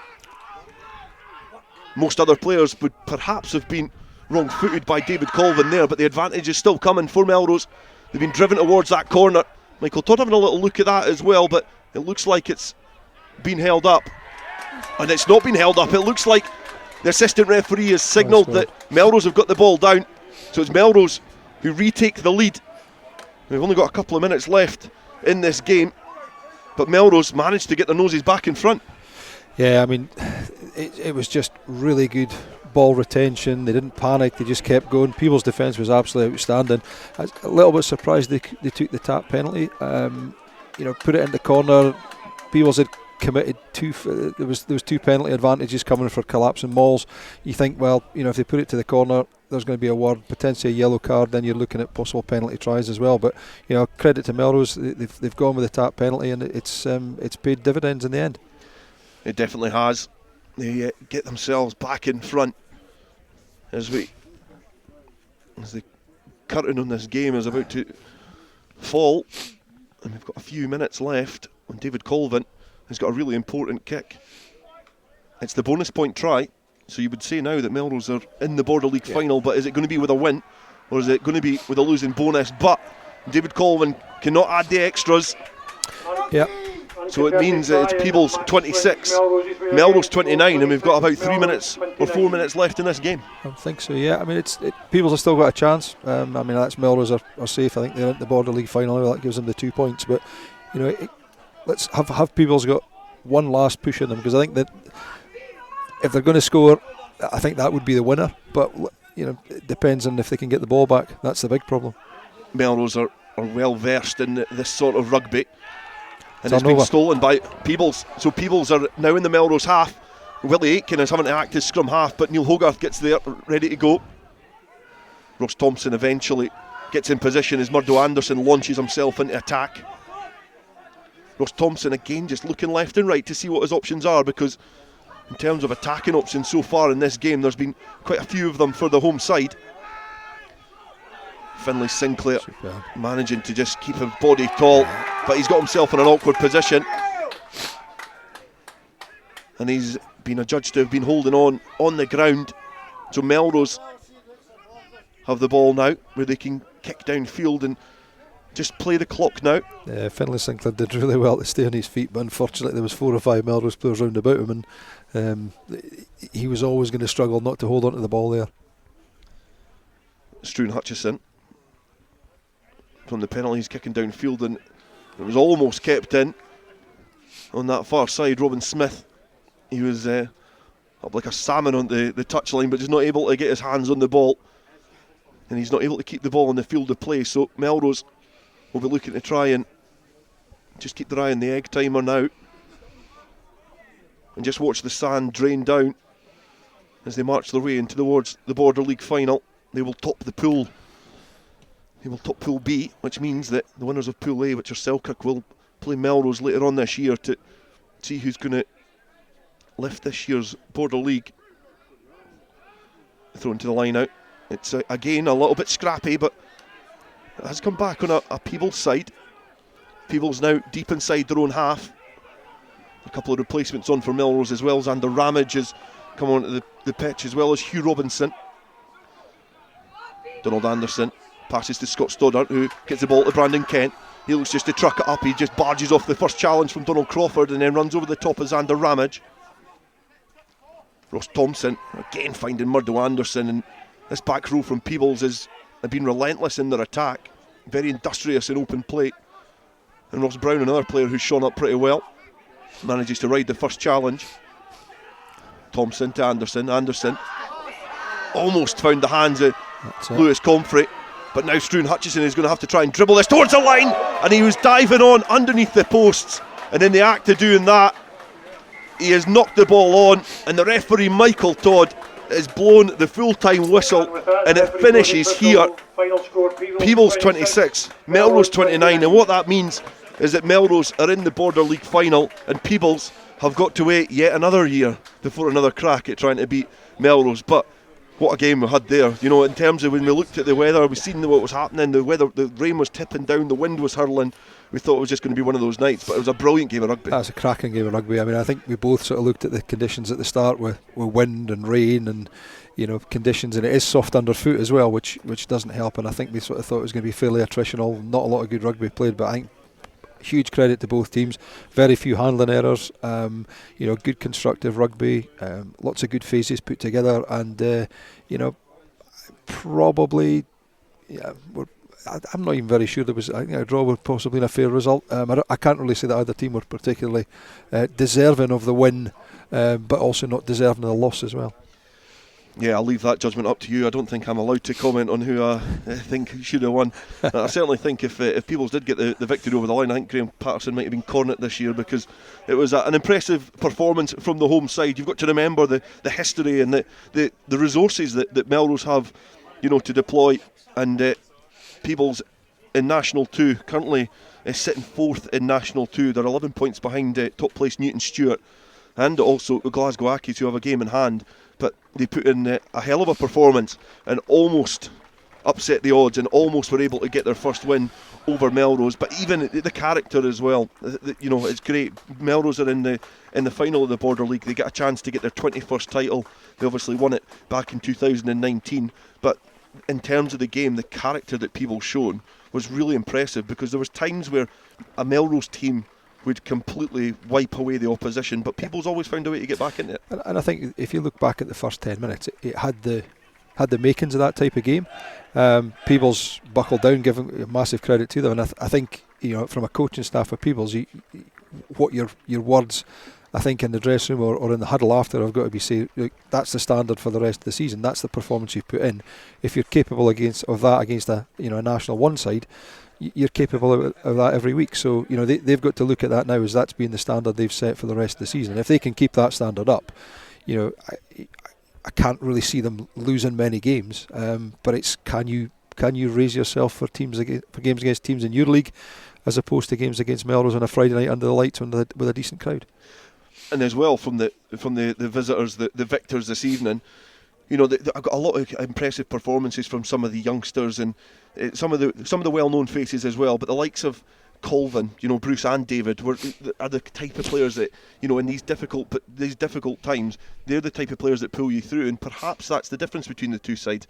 Peebles don't really have that top-level experience as to what Melrose do. Yeah, but I think, you know, what these guys are there and they're doing now, which is good, is they're actually bringing on the youngsters, you know, and they're playing off them and they're giving them that experience. And if you look at the Peebles side, probably for me the standout player on the night would have been Donald Anderson, you know, one of the most experienced players in Border Rugby, but he gets players playing off him, and the fact that he looks like a danger at times means that the defences have to watch him, which then allows him to get the likes of James Dow, Murray Brown into the game, and you know, Scott Storrott came on a really good game towards the end, and actually, you know, that one pass towards the end, you know, if that goes to hand, maybe they're in the corner, you know, they're ahead a little bit earlier.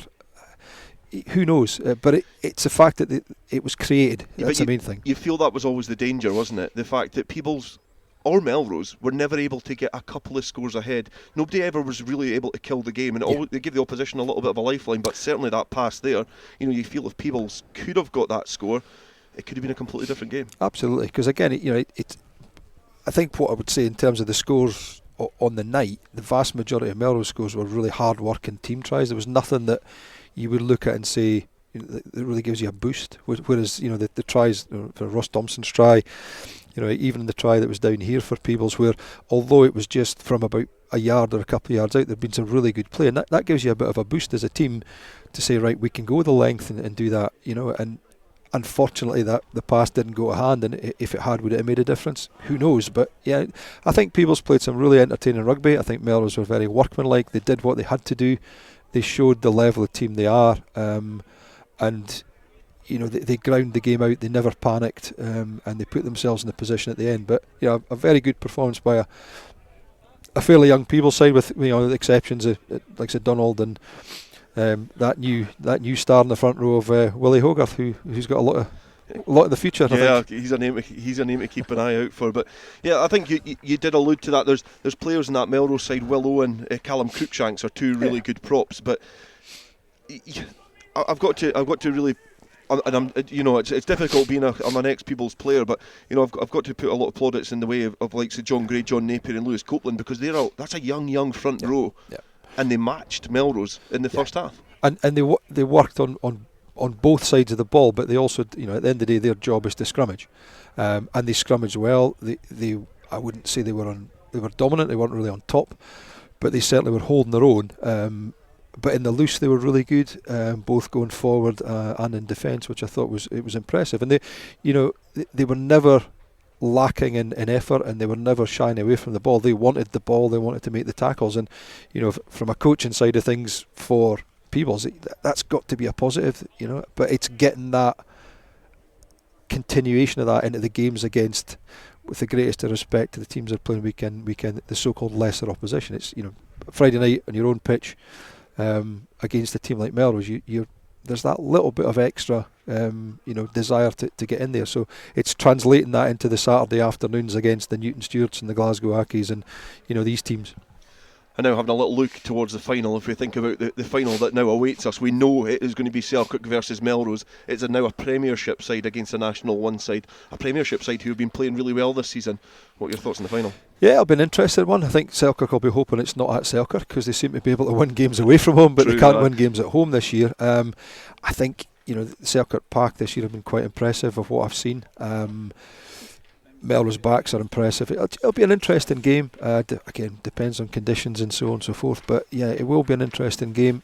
You would have to say that Selkirk would go in as favourites, being the team in the higher league. But the other thing you got to think about is when it's going to be played.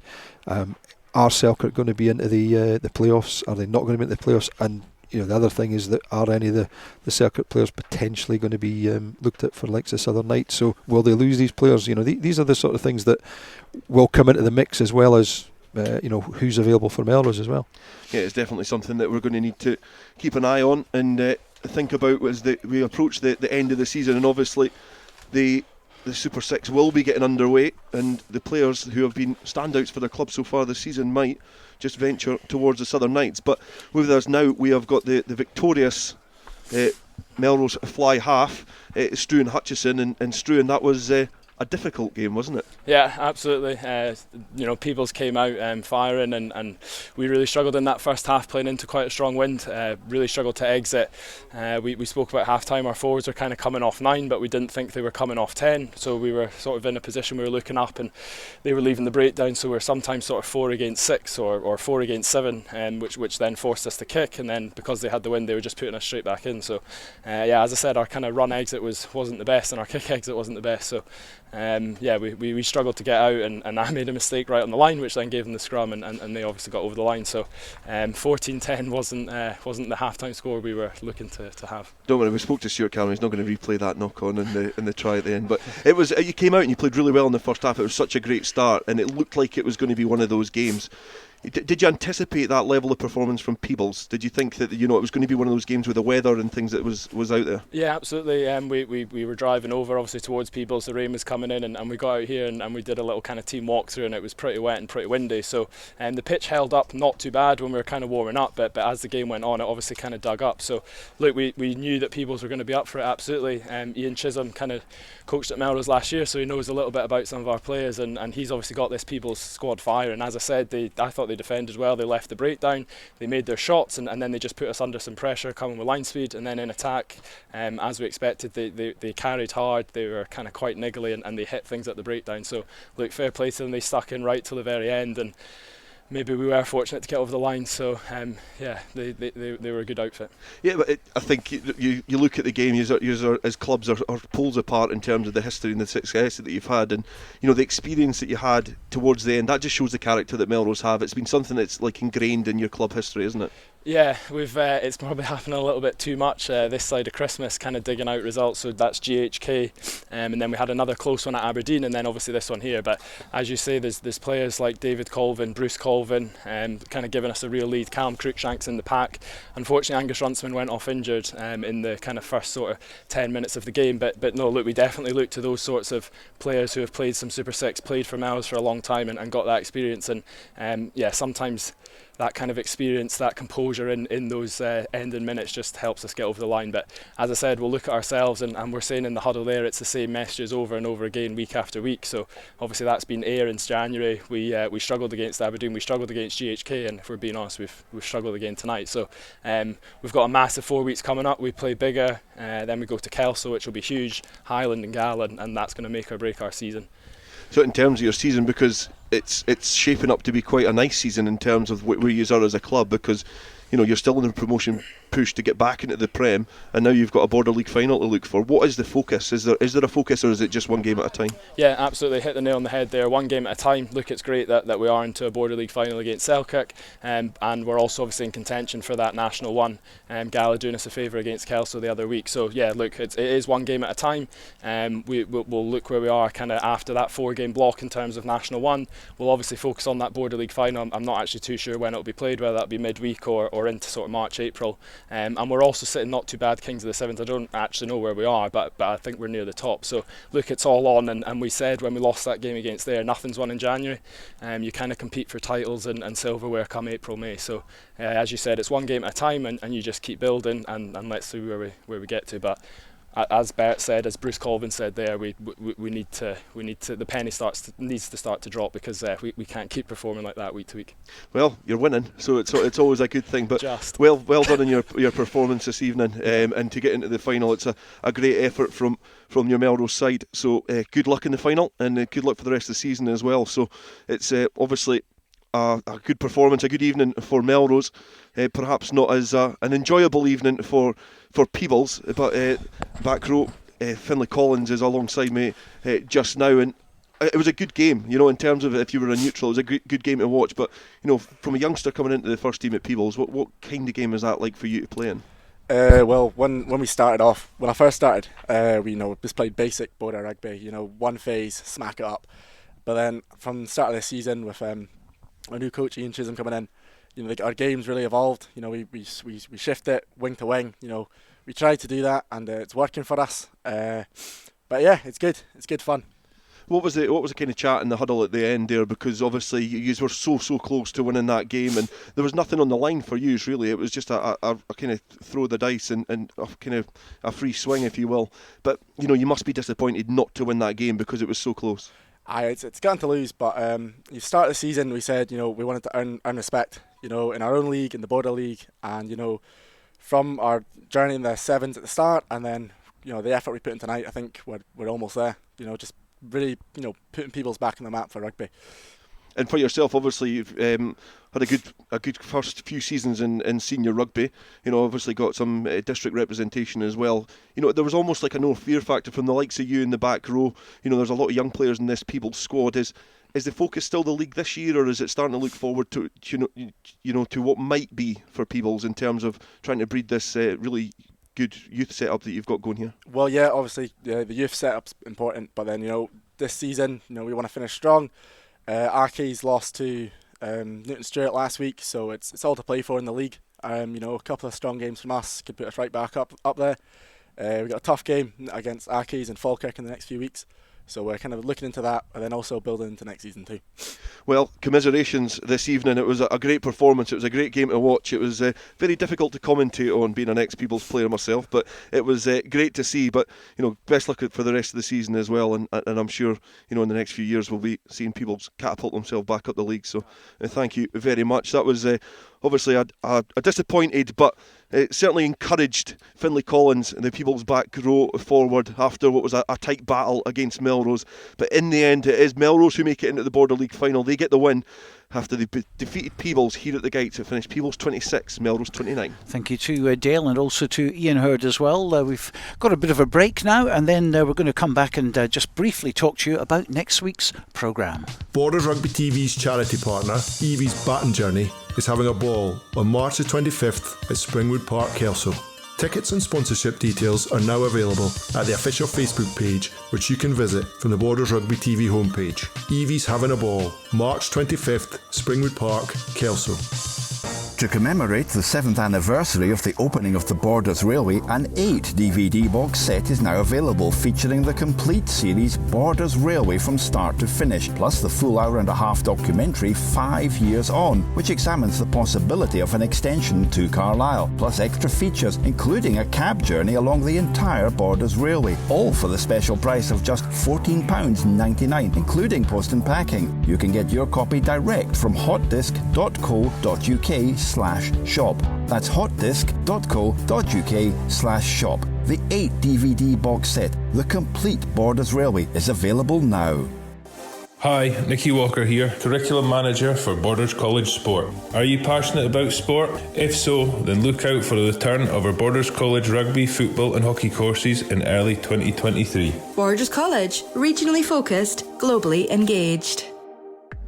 Based in Galashiels but covering the whole region and beyond, Borders Mortgage Hub is your one-stop shop for all things mortgage related in the Borders. Visit us at bordersmortgagehub.com or call us on 01896 807 008. That's 01896 807 008. Borders Mortgage Hub. Mortgages for the Borders in the Borders. When the weather's dreich and a storm's a brewing, you need a strong, windproof, quality umbrella delivered with good old-fashioned customer service and at an affordable price. Up here in Umbrella Heaven, we say you tackle the ball, we'll tackle the weather. UmbrellaHeaven.com. Brave the storm. This is Borders Rugby Special on Borders Rugby Radio.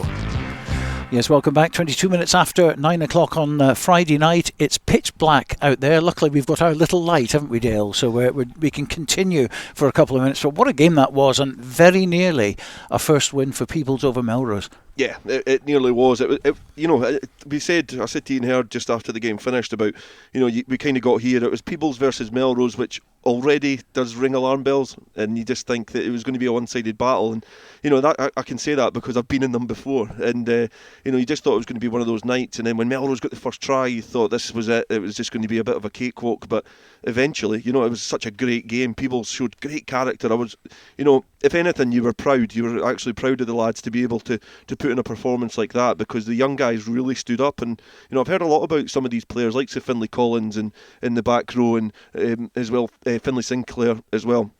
I've heard a lot about them, but I've not seen them play a lot of rugby, and I was really impressed with them in the back row. I thought they were excellent, and some of the older heads as well, Ross Brown and Donald Anderson. But it's the same old story. It was almost that win, but it's the same old story. You've got the experience of Melrose, the history that they have as a club. They know how to win these games, and they just did it tonight. They managed just to grind out the win, and Struan Hutchison's been kind of almost complaining about the fact that they've been playing poorly, but they're still winning, and winning's a very good habit to have. And the conditions were awful out there, but my goodness, we had some great running rugby all the same. Yeah, the try. I think the try of the night was the one from Peebles. The one that Ross Thompson got. It was a bit of a cluster over on the far side, and it looked like it was just going to grind to a halt. And all of a sudden, the ball just bobbled into a Peebles' hand. Great interlinking play, but great lines of support running in what is really difficult conditions. This pitch is really heavy just now, so it's difficult to really get that pace up, get that momentum in all the phases of attack.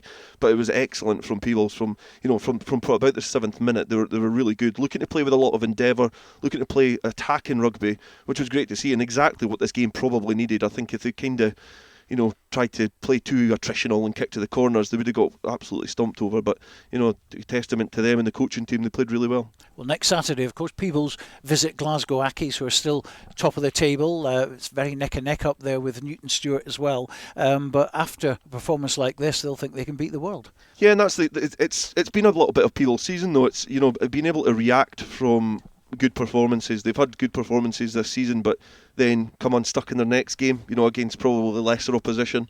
So it's been able to carry that momentum into the next game, because Glasgow Accies will be a really difficult one. They're I think 11 points behind the top two teams, so Newton Stuart and Glasgow Accies are joint at the top. So that's a game they need to win to claw themselves back in it, because it's only one team goes up. So there's still a lot to play for Peebles, but they need to then build up that momentum and continue that into the next fixtures. So that's happening next week. Also in the Premiership, Hawick against GHA, Jed Forest against Emiraki's, and the biggie for me, Selkirk versus Heriots. That's the one we'll be at against Heriots Blues, of course. The thing is, Selkirk obviously needing 6 points in 2 games. They'll be targeting Heriots Blues as one that they really must get 4 or 5 points out of. Heriots, on the other hand, still battling relegation with Musselburgh, who could well go to Glasgow Hawks and do a number on them. Yeah, I think all the leagues, the top 3 leagues I'm thinking of, the Prem, Nat 1 and Nat 2, there's still a lot of rugby left to play. A lot of interesting kind of implications in each league because of the relegation and the restructure, but Heriots can turn on a performance. They like to play a bit of rugby, and that it's probably kind of chalk and cheese what we're used to with Heriots, but they do like to chuck the ball around. They like to play a bit of rugby, so it's going to be interesting. But I would, and not just because I'm a borderer, but I would absolutely love Peebles Selkirk to get into that playoff, that 4th position, because that throws up an absolute humdinger of a tie against Hawick, in a Premiership semi-final. And off the record, you hear a few Hawick players saying that the last thing they probably want is Selkirk in a semi-final in the Premiership, because it's been a difficult game for them in the last few seasons. Well, it's now on the record. Oh yeah, sorry, is this live?